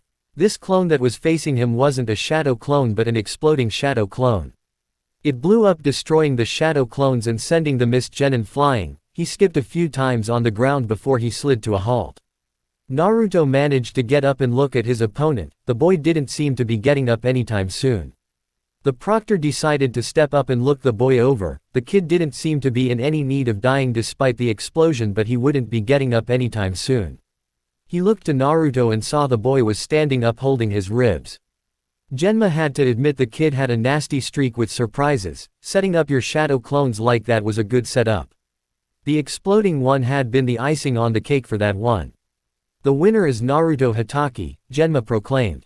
There were cheers all through the stadium and Naruto couldn't help but wave to them. He looked through it all trying to spot certain people. He saw his dad and his team, but it was close to them that he spotted the person he wanted to see most. Hinata was by the rails looking at him and he couldn't help but wave to her. Meanwhile, on the streets of Konoha a trio of travelers walked. They were members of a trading guild looking to set up a trade route with the village. At least that was their cover story. They were actually members of Suna that had infiltrated the village on orders. The three of them were just one of many teams that had infiltrated the village. They were to meet up with two other teams and start the invasion from the inside. Their goal was to attack one of the gates and see if they could be opened or make an opening for the outside forces.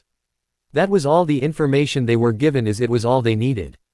But that was okay with them. As a ninja they knew that knowing too much could be dangerous if they were caught and forced to admit what they knew.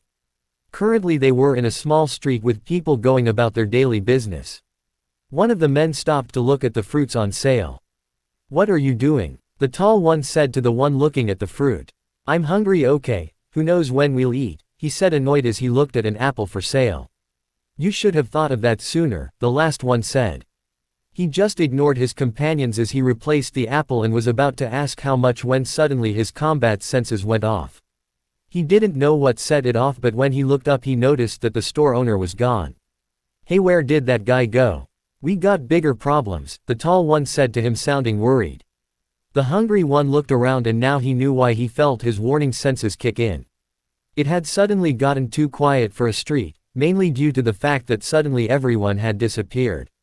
In the shadows a masked Anbu watched the three of them. Little did those three know that all the civilians had been ninja and Anbu pretending to be civilians. The Anbu looked at two of his team members and nodded his head. "Begin the operation," the Anbu said silently. The three-man Suna team didn't know what hit them before it was too late. Chapter 59, The Battles Continue. Naruto was pretty happy with his win as he got back to the others. Granted, pulling off that summon had been tough. He still wasn't calling up the type of toad he needed all the time, but this time the gamble paid off. Plus that new wind jutsu that Jiraiya taught him really worked out well. He was feeling really good about himself, and if this didn't show the kinds of skills to impress those Hyuga elders that he knew were watching, well, what else did he have to do to impress them? Naruto knew that in this exam not only would he be judged for being a chunin but also by the elders of Hinata's clan. But then again, Naruto never once backed away from a challenge. He would do it like with any other challenge. Rush forward without a care and win through sheer will and guts. "Hey, nice job out there," Kiba said to him, and for Kiba it was very satisfying seeing that Mist Ninja get defeated. He still could feel the metal of that sword cutting into him from before. It had been the worst injury that he had ever gotten and in fact scared him a bit. But he had been training himself to get stronger after that defeat as well. He had seen the power he could come up against, and he swore never again to get defeated like that. Naruto chuckled as he scratched the back of his head. "It was nothing, I just kicked his asses all." "Well, at any rate that was a very good performance out of you and Sakura," Kakashi said as he stepped towards his son. "You both should be proud." "Thanks," both genins said at once hearing this. "I just hope I can go on. I think is used up a lot of strength for that match," Sakura sighed as she went to her pocket. She could feel the small medical supplies that most carried, only she had a few extra things. That training with Hinata, she had learned a few things from the other girl. Healing ointments were very nice to have as she pulled one out and tossed it to Naruto. "Here, Hinata helped me make it and you look like you could use a few." Naruto looked at the small thing and he did apply it, if only for show. He knew that the fox would heal any damage soon, but it was best to make it seem like the ointment had worked. He gave it back with thanks as he noticed that Ino was nearly kicking Shikamaru down the stairs to get him to his match. It was kind of funny to watch the two of them, as Ino nagged him about getting down there and that he better win. Man, you'd think they were married or something, Naruto muttered. I wouldn't know about that, Choji said as he munched on a bag of chips. All excitement was making him hungry after all. He says that he wouldn't want another woman nagging him all the time. Those that knew of his mother could see what the boy was getting at, then again he was a mirror image of his father, who had married such a woman. It was a bit of a joke that the Nara males were secretly submissive masochists. At least that's what you'd say behind their backs, lazy as some of the males were, you still didn't want to piss them off. What do you think? Shino asked Neji, who were both watching as the fight between Temari and Shikamaru started off. Both boys had personal reasons for fighting in this match. Shino however had lost his chance as Naruto had taken revenge for Kiba's injuries, he didn't mind that though. That ending was better than anything Shino could have come up with anyway. But Neji was still hoping for a fight with Temari after how she had humiliated and hurt Tenten. Neji was carefully watching the fight, he could tell that both fighters seemed to be the type to plan things out. They were both strategists, something that surprised him about Shikamaru when he saw it in the last part of the exam. But while Shikamaru was laid back and let his opponents do all the work, Temari was the total opposite. She preferred to take the initiative, and that's where this fight was going. She was pushing him back all the time with her wind as she had the range on him. Already he had tried his shadow technique, but she knew that what his range was. She had drawn a line in the dirt letting her know how far to keep back. It doesn't look good for him, Neji commented. Yes, but looks are often misleading, Shino said cryptically. Neji was about to ask what he meant when he saw it. The Nara's shadow had reached beyond the line that Temari had drawn. At first Neji thought that Shikamaru had been holding back, but he did it again. It was then that Temari, Neji and Shino all saw that the shadows were being strengthened by the sun going down. Shikamaru was playing for time. If the sun went down far enough, then his shadow would reach her no matter what she did. Impressive, but can he keep it up? Neji asked. That remains to be seen, Shino said as they watched on. Temari knew that she was going to have to get this annoying guy down before his plan could be finished. The younger boy was keeping himself hidden from her wind attacks. She couldn't get in closer, and the farther away the less power her wind attacks had. It was very annoying for her, especially since she still had the invasion up next. She couldn't waste too much on this boy, but she also refused to lose to him either. It was then that he came out as he threw something up into the sky. It was a makeshift parachute with a kunai and his shirt. She didn't understand, but she went for the attack anyway. She saw him using his shadow again, but smirked as her arms were already swung back for her own attack. Only to freeze as she saw two shadows, a circular one of the object he threw up into the sky. Then his shadow touched it and it suddenly had new life as he came further than she had ever seen it. She mentally cursed. She didn't know that another shadow would actually feed the shadow's power.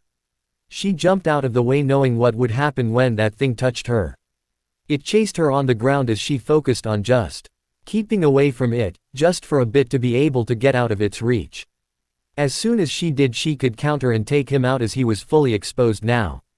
When he stopped, she smirked. Now it was her time. She pulled back and then was just about to use her fan when her body froze. She couldn't move. She looked down in shock, but the small shadow line hadn't touched her. What's going on? Temari demanded. Every can cast a shadow, even if it is just a little bit. Even things like a grove in the earth can cast a shadow if the sun hits it the right way, he told her in a bored tone. Temari looked to her right and her eyes widened. There next to her was a long grove cut into earth by one of the previous battles. When Sakura's aqua tower had been used, it had cut a line into the ground. With the sun as it was now, the slight depression in the ground cast a small shadow along the edge. She looked to see a thin trail of shadow coming out of the groove and attached to her foot. She followed it, and although its path, she had to squint, but she could see a second trail by his feet going into the groove. Temari gritted her teeth as she wondered what this boy would do to her. She remembered the sound girl. This boy could make her do anything now. Well, get it over with, Temari told him, preparing herself for the worst. No real point now, he said lazily. I'm nearly out of chakra, so I think I'll call it quits. Hey Proctor, I quit. Okay. Genma blinked a few times. Are you sure, kid? Yeah, besides who cares about being a chunin, and fighting a girl is just too troublesome, he said. When the announcement was made that Tamari was the winner, it was shocking to the audience, to say the least. Well, there was at least one vocal outburst from the crowd. Shikamaru, you idiot. Ino yelled down at him. Why the hell would you give up? If you think I was hard on you before, then you don't know anything. When this is all over, I'm going to make sure you're not going to be such a lazy bum anymore.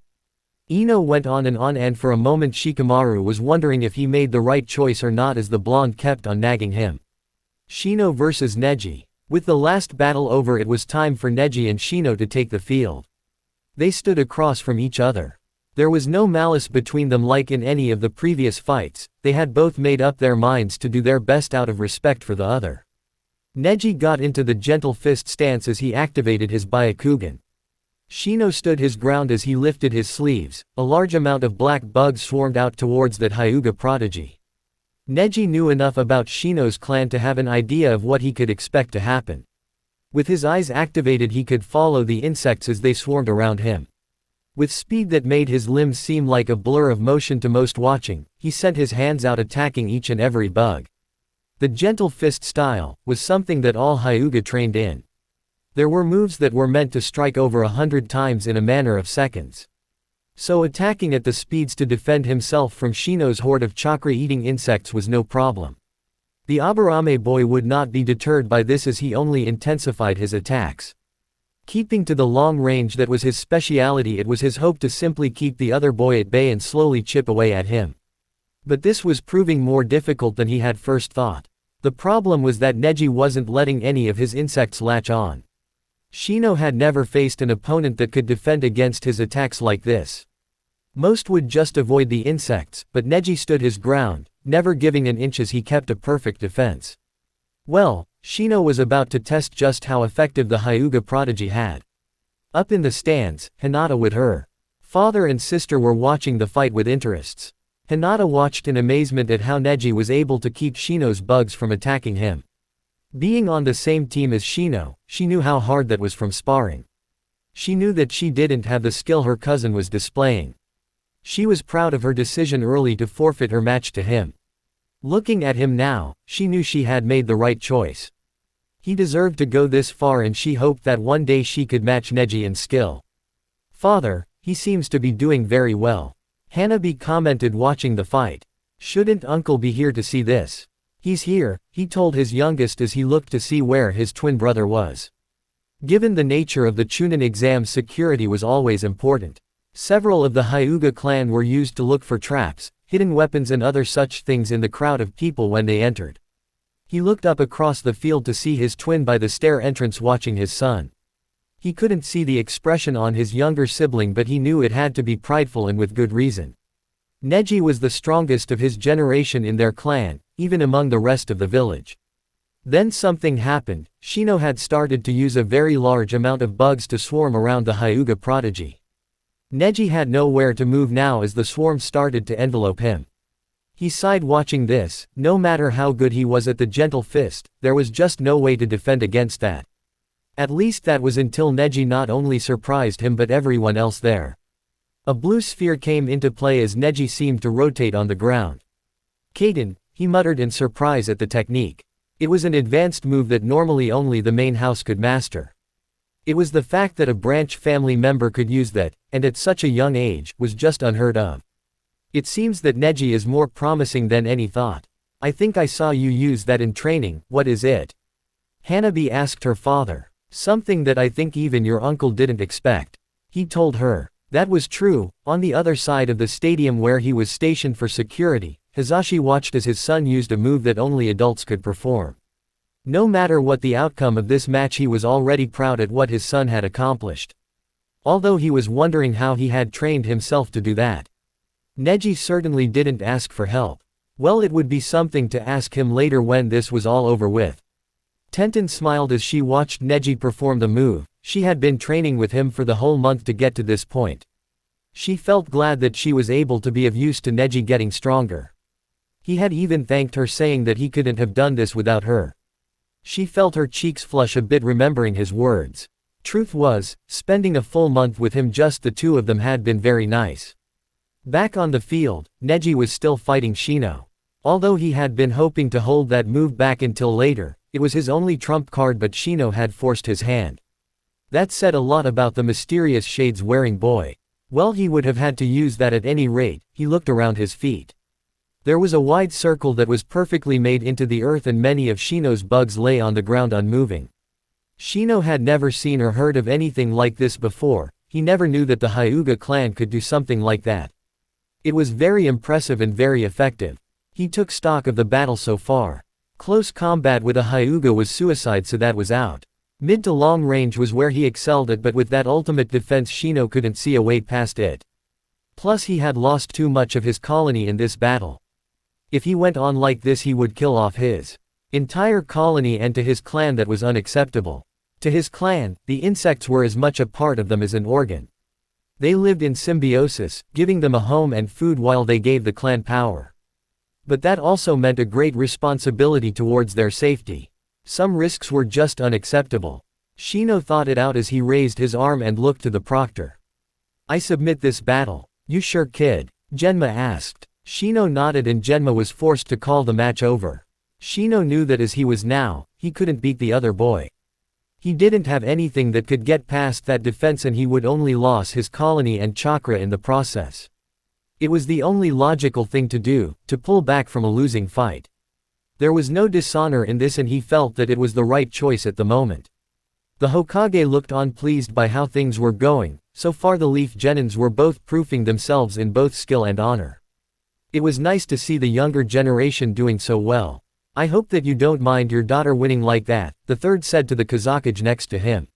"Not at all, although that isn't the kind of victory that one can be proud of," was the response he got from the masked man sitting next to him. Yes, well, the Nara boy obviously thought things through. There is no shame in admitting your limits, in fact not knowing them could lead to much worse than losing a simple fight. The third commented as he saw Shino also seemed to know this lesson well. "I suppose, but those that aren't strong enough to win, aren't suitable for the battlefield, as they will only die anyway." The third paused as he felt a sense of familiarity with this conversation. It was not unlike the kinds of talks he used to have with people like Danzo or his own student Orochimaru. He knew that the Kage was a bit of a cold and distant man. But had he recently decided on that line of thought as well? It was a bit depressing thought that someone like a Kage would go with that line of thinking. That had been the reason why he had passed his student over for the position of Hokage to Jiraiya's apprentice Minato. Then again, given what was about to happen today, maybe he shouldn't be totally surprised by the Kage's new attitude. The Hokage thought back to all the work he had done yesterday to prepare for the coming storm. Flashback to yesterday. The Hokage was in his office as he had finished writing the last of the orders to be sent. The final exam would soon take place and he needed to prepare. He had a few different piles of orders, each one for a select group. The first pile was to his Anbu forces, the next would be for the Jonins and special Jonins, the one after that for a few of the Chunins that he felt would be trusted with a few special missions. Lastly was a pile for the Jonin senseis. There wasn't much time left, but the planning had been in the works for some time. "Are you sure we have everything set up, Hokage-sama?" asked a man in a cloak with the hood pulled up so you couldn't see the face within it. "We've been planning for a while now, but you can't plan for everything. This is the best we can do and hope that to any changes that occur we can handle." The man nodded with a sign. "I just hope she doesn't kill me when this is all over. She's a professional, she knows what kind of sacrifices we have to make as a ninja." The Hokage told him. The man seemed to wince at a thought. "Yeah, but she's going to be pissed. Plus I didn't like being locked away all this time either." The man coughed into his hand. "It was damn cold at night and I think I caught a cold in the underground areas that Ibiki uses for torture. It was one of the few places where no one would find you." The Hokage got up and handed him a scroll. "Your orders are here, I'm having my Anbu deliver the rest." "What of the traitor?" the man asked before he made to leave the office. "He's been watched by our best and also been fed as much false information that I believe he will take without becoming suspicious." Present. Now the Hokage looked down at the arena full of people. Many didn't know what was about to take place. In fact, even he wasn't sure what was going to happen. He had only to guess what was going to happen today and plan around that. But at any rate, the operation would have already started, first with the Anbu teams making sweeps through the village, and the Chunins would be already started with their work. The children and civilians were top priority, of course. The old man just hoped that they could lessen the coming bloodshed. Lee versus Dosu. Now it is my turn. Lee shouted out as he couldn't wait for his time to fight. That's right, Lee, show them your flames of youth. Guy yelled out to his protege. Yes, Guy-sensei. Lee shouted out as he literally jumped off the railing into the arena to the surprise of everyone. That idiot, he might break his legs if he's not careful, Tenten shouted out as she raced to the edge to look to see Lee running out towards the field. She was a little dumbfounded as she had expected his legs to break under the strain of that fall. After all, with all those weights he puts on, she had expected he should have buried himself into the ground from a fall like that if he wasn't careful. She looked at her sensei with a questioning look. I had him take the weights off for the day, he won't need them with all the battles ahead, Guy told her. You could have warned me, she said dryly. For what reason? Guy asked her, perplexed. She just muttered something about wishing she could switch teams for a time. She felt that she could use a vacation from her sensei and overactive teammate. Tenten felt a presence coming up at that point. She looked to see Neji finishing getting up the stairs from his match with Shino right behind him. She smiled seeing him walk up towards her. Hey, nice match, and it looks like all that training paid off. Neji gave her a small smile. Thanks to you. I wouldn't have been able to pull off a Kaden without your help, as you know. Tenten blushed from the compliment. Naruto of course saw how close the two seemed to be. They were standing very close to each other and they were perfectly relaxed. He had seen this enough times to know something was going on between them now. He had a feeling that Neji might have liked the bun-haired girl, hence all the messing with him. It was funny seeing Neji get all jealous. But now it seemed that Tenten might feel something as well. Well, this was just too good an opportunity to mess with. Hey, you two were alone for a whole month together, right? Naruto asked them. What is your point, Hitaki? Neji asked, feeling a bit annoyed at the ruined moment. He always used Naruto's last name when he was annoyed with him. You two didn't get into anything, perverted with each other when no one was looking, where you? He smirked at them as this caught the attentions of many around them. Especially when the two teens blushed, not because they had actually done anything, just that Naruto had said something might have happened. Oh, are you two dating or something? Ino shot up, finally over her slight depression, anger at Shikamaru's loss. I think that's so cute, damn it, why is everyone starting to hook up but me? Oh, looks like I missed out on some fun with just girls, Enko smirked at the two young genins. Maybe next times we should bring boys out for some joint training. I know Hinata wouldn't mind a month alone with Naruto here. I wouldn't mind that either, Naruto muttered. More to himself and ignored Neji's hostile look at him for it. No, Guy shouted out almost in horror. Don't tell me that they have fallen to the perverted nature of the unyouthful while out of my sight. Sasuke grunted as he looked at the pair. If she did, she could do better than a branch member. What was that, Uchiha? Neji narrowed his eyes and the implications to that. Sasuke only smirked back smugly. He had a feeling that Tenten might be spoken for now. Oh well, it was only a passing interest anyway. But that didn't mean he didn't want to miss out on messing with the Hyuga boy. It was one of the things he felt that Naruto had right, it was fun messing with Neji. Hold it, Tenten said, seeing a fight nearly breaking out. She gently grabbed Neji by the hand to lead him away from a possible incident that could get him disqualified for fighting outside a match. Come on, let's just sit and watch Lee. They didn't notice that they had kept their hands together until the match had started, to the surprise of both of them. Dosu was not very happy, already his teammates had lost and it was only luck that he managed to get this far. Given the strength of the teams he had seen so far, already his two teammates were taken by Orochimaru for some reason. Apparently they still held some kind of usefulness, or so he said. He didn't know what his master had in plan, but with their failures, they had to do something to make up for it. Apparently another sound person had been chosen as well, one of the spies that had slipped into the village. Dosu put all those thoughts out of his mind as the green-glad genin raced up to meet him. I am glad to fight you, please let us have a most youthful and exciting match. Lee said, giving Dosu a thumbs up. Dosu only looked at the boy like he might be mentally handicapped. Then again he did remember how fast the kid was in the match against that Suna guy. Well, no matter, all he had to do was get close enough to use his sound weapon and then the fight would all be over. The battle was started and Dosu channeled chakra into the metallic sound weapon. He would need it ready to go at a moment's notice. Lee wanted to get this fight started, he was all fired up and couldn't wait for the next fight. He charged his opponent and Dosu was only just able to get his weapon up in time. The sound waves came out and Lee's balance was taken away as he stumbled to take a knee.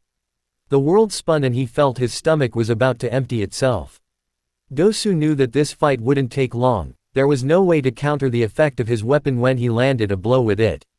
It seemed the boy didn't have anything in his ears to counter the sound.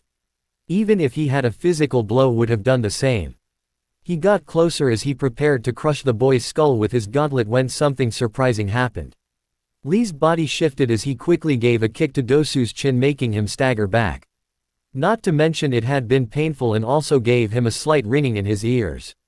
He looked up to see Lee getting back onto his feet, although his legs were shaking a bit. He didn't understand it, he knew that the effect of his sound had worked, there was no way the boy was faking, so how was he still standing, let alone still fighting? What the hell, I thought that guy made weird sound things that you can't stand after or something, Ino said as Lee started to fight back. Sakura looked to Guy as an idea came to mind. Guy-sensei, does Lee have anything blocking his hearing? Oh no, nothing like that, Guy smiled proudly. You see, Lee had to learn how to fight against his senses. This genin can make you feel as though the world is spinning from the sonic attacks to your inner ear. Now if sound travels through the body you can't defend against that with just plugging your ears. So for a whole month I made Lee fight while dizzy.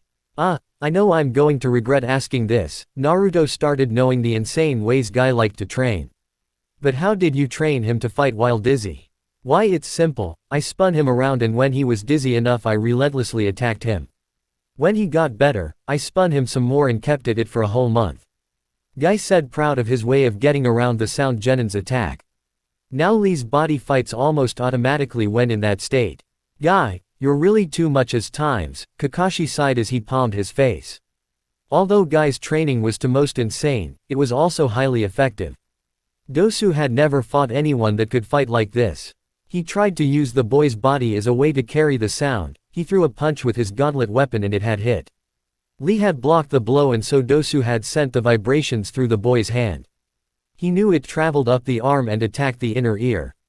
But to Lee, after all the training he did, he could now fight through the disorientation. He hit the bandaged face of the other genin with his other hand, sending the boy flying. Dosu had never been hit as hard as this boy. His blows were like iron, plus his speed was totally insane. A normal person shouldn't be able to move that fast. Lee's moves were so hard to see at times.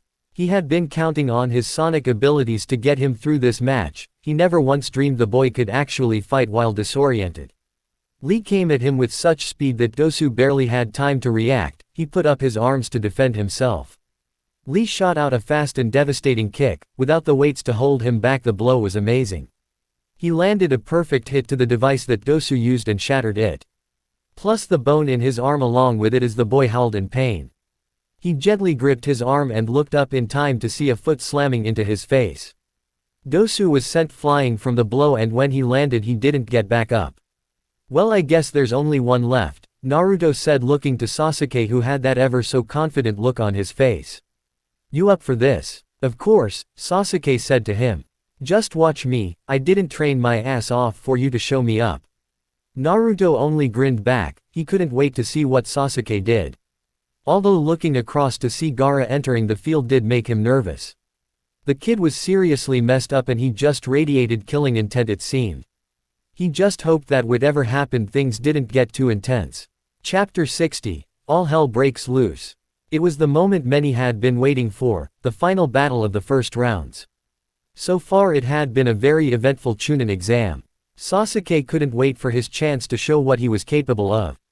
Although from what he had seen of Gaara in the previous fights a month ago, the boy wouldn't hesitate to kill him. Well, that was fine with him, he made peace with death a long time ago. There were worse fates, and he had gone through a couple of those when he had been a child. A lot of weakness had been beaten out of him that night. Some people would have let that crush them, he had been forged into something harder. He had to be harder to survive this world. But lately the steel in him had been tempered again by the bonds he had formed with his team. At first he thought it a weakness, after all his older brother had told him to hate with all his heart. But maybe there was another way. After listening to Kakashi's story about another Uchiha, and the things he and his teammates had been through, he was starting to see things differently. Why did he have to go through life on the path his brother set for him? He didn't like the idea of playing to the tune his brother set for him. He was offered power by a madman, the mark still on his neck. But at what cost? He was gaining strength faster now since joining this team than all the years before. Naruto had challenged him the most, to push himself to greater heights. Yes, they were teammates, and rivals, but they were something more as well. He smirked as he walked down into the arena seeing Gaara doing the same. He wouldn't let Naruto show him up with the fight he had. Sasuke had an even bigger challenge now as well. Any mistake here could kill him, so Sasuke would use everything he had to deal with this fight. Up in the stands everyone looked on. You think he'll be okay? Sakura asked, a bit worried. He was confident in Sasuke's skills and abilities, but Gaara just wasn't normal.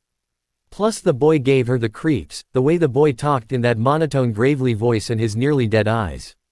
She just hoped that whatever training he went through with Kakashi worked. Don't worry, my dad would have whipped him into shape, Naruto said proudly. He knew firsthand that when his dad got serious about training it could get intense. Sakura nodded at his words, taking some measure of comfort in them as they watched on. You could sense the tense atmosphere. This was a fight many wanted to see. Sasuke, the famous last Uchiha, versus Gaara of the desert, both boys many came to see. Although both young Sasuke held the pride of a nearly extinct clan, while many may not know of Gaara personally, his mission record was amazing for his age. Sasuke looked across at the red-headed boy. The other boy's arms were folded like always. Gaara always seemed like he was confident and bored at the same time. Although Sasuke did catch a small glint in the boy's green eyes, almost like Gaara was considering noticing his presence. Sasuke waited for the proctor to start the match. As soon as they were given the go-ahead, Sasuke ran forward. He had to fight quickly against this boy, and he was soon to find out just how right he was. Gaara moved up a hand as he started out using his sand bullets. Small projectiles came out of the surrounding sand at his feet. They flew out at dangerous speeds just like bullets. Sasuke had activated his Sharingan and saw the attacks coming. He pulled the sword out that he kept behind his lower back. With quick cuts he slashed through the sand as he kept moving forward. He knew that was just the opening move, and there could be anything coming next. The boy could control the sand to do anything, the only limit could only be the other boy's imagination in using it. He was right as large spikes came at him when he got too close. He managed to dodge them by jumping through the air, twisting his body to avoid others that came for him. He used his sword to cut through the sand spikes as he thought he was very close when he landed. Sasuke tried a slash with the sword, but a wall of sand came nearly out of nowhere blocking it. He jumped back in time to avoid Gaara's counter-attack. All of this was happening very quickly, but the battle was nowhere close to being over. Sasuke put his sword away as he saw an opportunity to try for a grand fireball. He quickly used the ninjutsu as a very large ball of fire went at Gaara. He still stood there as his sand went to defend. But even with all that sand, it nearly broke through. The superheat of the fire started to cause some of the sand to turn to glass. That was a substance that Gaara couldn't manipulate, even if it had once been his own sand.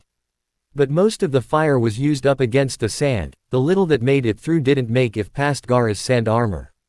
But Gaara wasn't worried, in fact he was starting to feel a bit of adrenaline kicking in. He was actually getting excited. This boy was turning out to not be a disappointment. His blood would feed his mother greatly. He knew what the others told him, what his father told him. Keep the match going and wait for the invasion signal. Then he was to unleash the true power within him. But he didn't care for plans or invasions.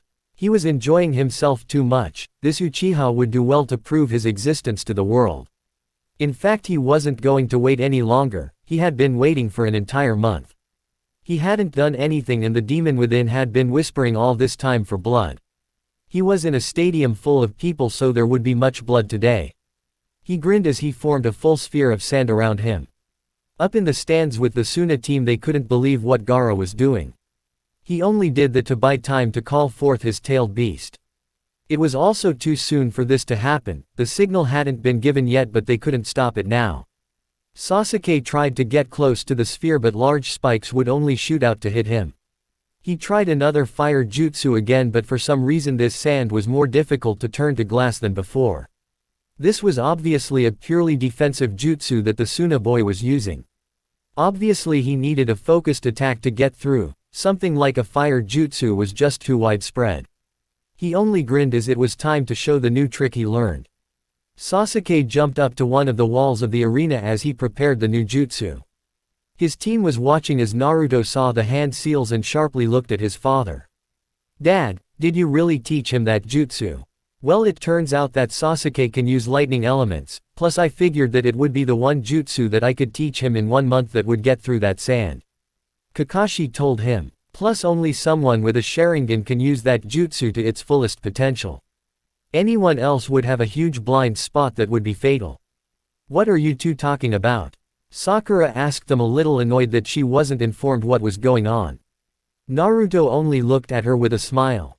"Don't worry, you're about to see my dad's best jutsu in action." A sound like many birds at once suddenly filled the air. Sasuke's hand was glowing as what looked like he was holding lightning in his hands.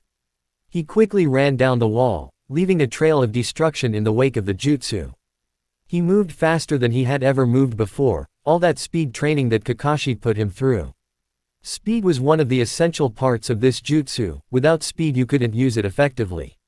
He ran too fast for Gaara's defenses, plus with the Sharingan he could see attacks that would come at him. He dodged just enough to avoid being hit, but nothing could stop him.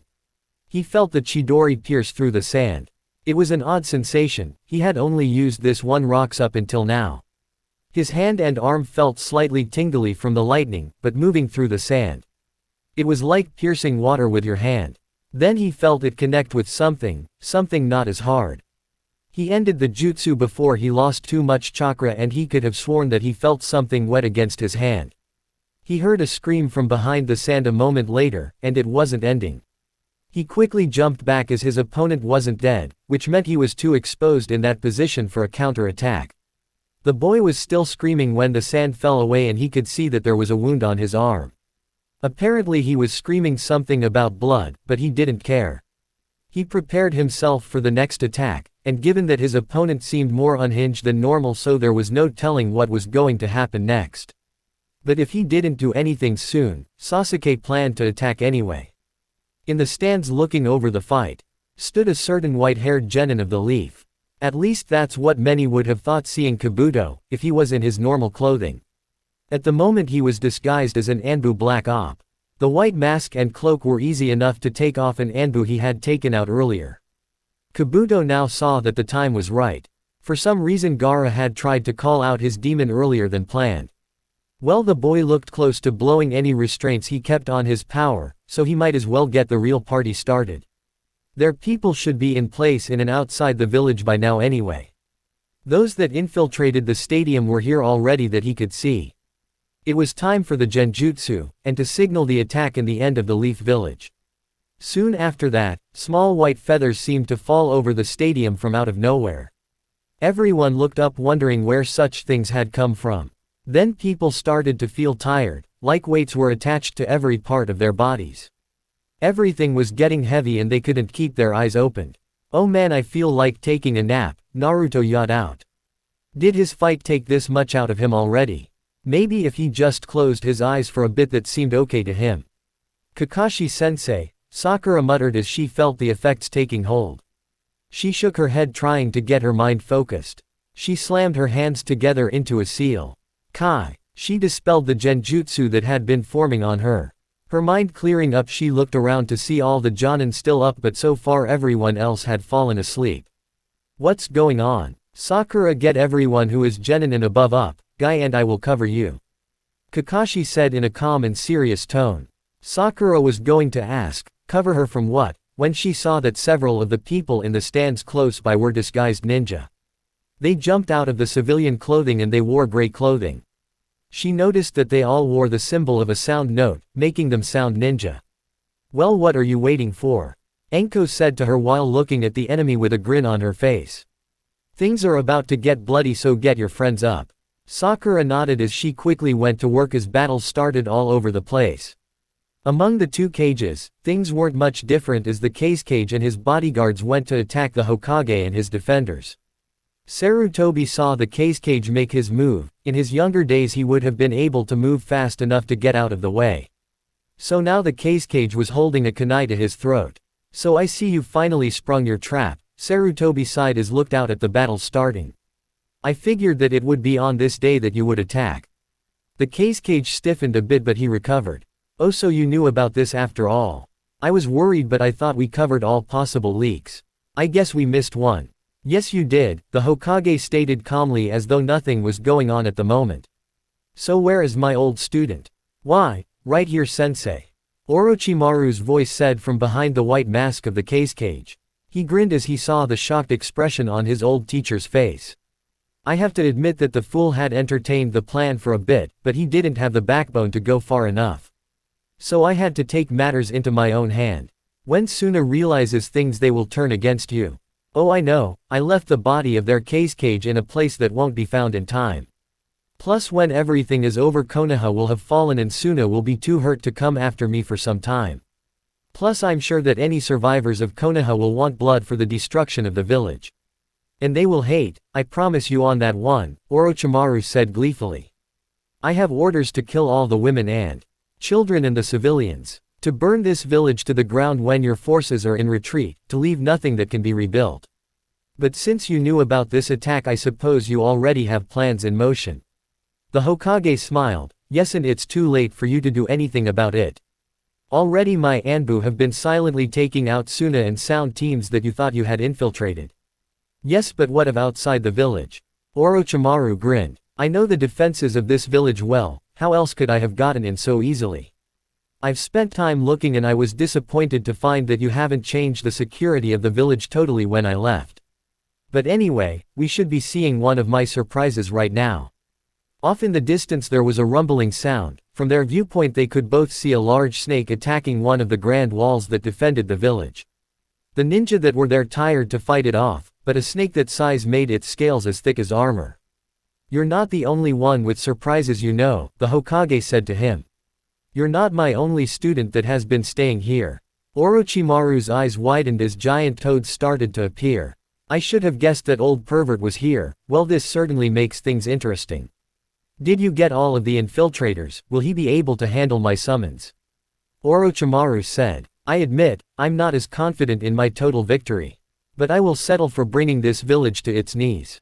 In such a weakened state, and with no allies there are many that will take advantage of it. I think I've had enough of your talking, Sarutobi said as with quick reflexes even for a man of his age he managed to get out of the hold. He had been surprised before, but he had been planning on getting out of Orochimaru's hands as soon as he could. The talking was just a way to force his focus slightly off him, just enough to get out. He threw his robes aside as the black and gray battle armor that had been under it was now shown. Orochimaru only chuckled as he threw away the white robes to reveal his true appearance. It seems that you also dressed for the occasion, Orochimaru told him. But I don't want anyone to interfere in this. This is an old score between you and I, so I want to ensure that. He raised a hand and out of nowhere 4 other ninja, in sound clothing appeared on the rooftop. They quickly went to 4 sides as they started with hand seals. The Anbu had managed to take care of the first group of sound defenders, they were now trying to reach their Hokage.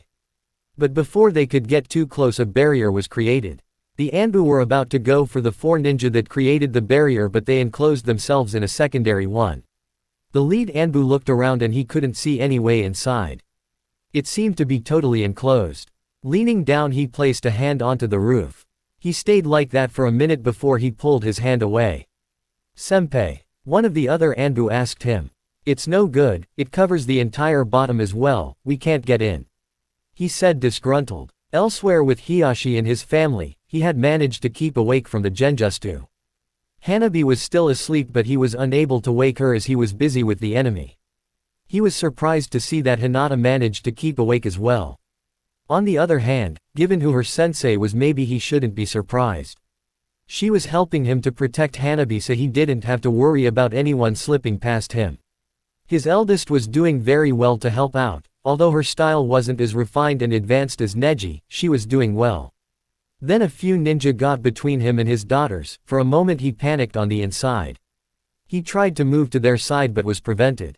He noticed more were starting to gang up on Hinata as she was covering her younger sister.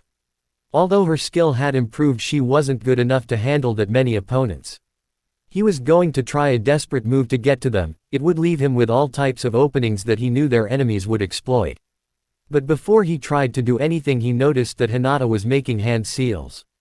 He hadn't known her to use ninjutsu before, most Hyuga only knew basic ones as they focused more on the gentle first. When she was finished, a mist started to form around her and the others. It looked like the same technique that the mist ninja has used earlier. He was so caught by the action that he nearly missed a sound ninja using a kunai to try and slash at his throat. Hiyashi managed to dodge it and counter, striking the man several dozens of times in a second. The man crumpled to the floor, his chakra totally shut off. It was then that he could hear the confusion of the sound ninja inside of the mist. They called out to one another, but they soon were cut off by their own cries of pain. Hinata was fighting them all now. While they were blind, she could see them. Even if the mist was blinding her, thanks to her bloodline she could see through any type of mist. He battled on as he kept an eye on his eldest daughter. He would have to ask when she learned this. For Hinata, she was trying to focus on protecting her sister, and not the fear that was gripping her belly.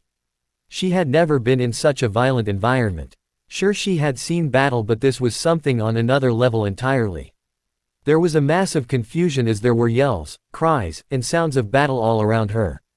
So she focused on just protecting Hanabi and pushed the fear down. She had used the mist jutsu only in training before. When she had trained with Sakura with their water affinity, she had used the scrolls that Sakura had gotten from Kakashi. What she hadn't known was that this was one of the moves he had copied from his battle with Zabuza. Hinata used the blindness of her opponents to her advantage. While they stumbled around, she easily slipped in among them and attacked. They couldn't dodge her attacks at this range with no sight. If they could see, she would have been overwhelmed. She was glad that she took the time to use this move and that there was enough moisture in the air to cover a small area. She didn't have the reserves or enough water to cover an area like, say, the stadium like a Jonin could. But this was enough for her. So she focused on the enemy, pushing everything else away. Her body reacted almost as if on instinct. When one opponent fell, she went to another, then another and another. It wasn't until she noticed that all her opponents were now down on the ground that she let herself calm and focus outward. Slowly the mist unfolded and she looked to see that Hanabi was safe. She looked to see that her father had also finished with his own enemies and he was looking at her. She wasn't sure, but was he looking at her with pride? Her uncle broke the moment as he appeared among them. "I'm sorry for being late, it took time to make my way here." Hiyashi nodded, knowing full well how hard it had to be. He looked around the stadium and saw that Neji was up by this point. He saw that pink-haired friend of Naruto's waking up the genins. It looks like Neji is up with his team, he should be in good hands. Please take Hanabi to be safe with the others and ensure that the children of the village are protected. Hiyashi saw his younger twin hesitate, if only for a second. Hiyashi knew full well what his brother was thinking. "Hinata, go see to Neji, I'm sure your sensei has need for you to be with your team." Hinata was surprised, but she bowed slightly with her head before leaving. "Don't worry, brother, by what I saw, your son had grown very strong." His twin paused, if only to give a small smile before picking up Hanabi. "Yes, he has. But as a father I can't help but still worry." Hiyashi could only nod in agreement. Back with the others, Naruto was just finally waking up. He didn't know what was going on at first, the last thing he remembered was something about feathers. Now he was looking up at a ceiling with Sakura looking down at him. "Naruto, wake up." Sakura shook him, knowing how groggy he got when he first wakes up. What's going on?" Naruto shook his head and slowly got up. He looked around to see nothing but chaos. There were people fighting all over the place and he saw all his friends looking slightly overwhelmed by everything as well. "What the hell? We're being attacked by the sound and sand ninja," Sakura told him. "They seem to have put their people in the village to attack us." Huh, sand, but aren't our villages friends? Kiba asked, knowing at least that much. Then again, he couldn't really deny what he was seeing at the moment. He could see at least a few people with the Suna symbols on them. He looked down to see that the full Suna team was now in the arena and Sasuke was all alone. Oh crap, are they going to gang up on him? Everyone that heard it looked to see where Kiba was pointing. Oh hell no, Naruto said as he looked to Sakura. She nodded her head as the two of them went off to join their teammate. They avoided any ninja on the way there, only focusing on joining their friend. Kakashi saw this, but he knew that it might take all of Team 7 to deal with just Gaara. He was a bit busy himself just dealing with the forces with the other Jonins at the moment. He saw Guy was with his students as they were moving around clockwise. It looked like he was going to take the clear out the stadium. Kurenai and Asuma were fighting near him and Anko was somewhere behind them, helping to ensure no one snuck up on their backs. He looked to Asuma and Kurenai. I think my team could use some help with the blonde and the puppet user. Kurenai nodded her head, looking to Kiba. Kiba, you and Akamaru. Go. The two didn't need to be told twice as they rushed off to help them. Asuma looked to Ino and Choji. The two knew what they were being asked as they went off to join Kiba. Well, I think we need to get things moving, Anko said as she looked to everyone there. The fighting had lessened enough that she could relax a bit. Everyone else get scrolls telling them what to do. She saw they nodded. Well, let's get going. I got the kids to help protect, apparently, so I need to make my way there. I'll cover you with Shino and Hinata when she gets here. Kurenai said, seeing her young female student running towards them. She would reach them in a few more seconds, so she would grab her on the way out and explain along the way. I have to help with the streets, so Shikamaru, you're coming with me. Asuma said to the Nara boy, who did not look very happy about it. Anko stopped before leaving, facing away from Kakashi and Guy as they had just started another round of attacks against a new wave of enemy. Kakashi, you better not get hurt or I will be pissed. Kakashi only chuckled before backhanding and attacking Ninja. I know, that's why I won't. Anko only smirked before she left with the others. In the arena things were a bit more different. Gaara was screaming incoherently with one bloody hand on his face. Tamari was trying to calm him down, but it wasn't working. Gaara's injury plus his bloodlust was too much at the moment. Kankuro looked nervously behind him as his newly rebuilt puppet was already out. It had taken him the entire month, but he got it working just in time. Sasuke already had his sword out. But he wasn't going to make a move, not just yet. There were 3 of them and only 1 of him, so whoever he attacked, 2 could attack him in return. Although given how the blonde woman was trying to get Gaara under control, he could in theory attack the makeup man. But that was only in theory. He suddenly heard some new footfalls behind him. He didn't turn his head, as if he took his eyes off. He knew that guy with the puppet would attack as soon as he did. But then he smirked as he knew those sounds, well, at least 2 of them. He wasn't surprised to see Naruto come up beside him and Sakura on the other side. Both of them had their weapons drawn and were ready for a fight. What took you so long? Sasuke said with a smirk. Aw, shut up, we could just leave you alone with them, you know. Naruto said, slightly annoyed. Fine by me, not like I actually needed any help. Sasuke told Naruto. It is only 3 of them. Sakura sighed. Anko-sensei was right, all men are just boys. She muttered to herself. Kiba with Ino and Choji came by right behind them at that moment.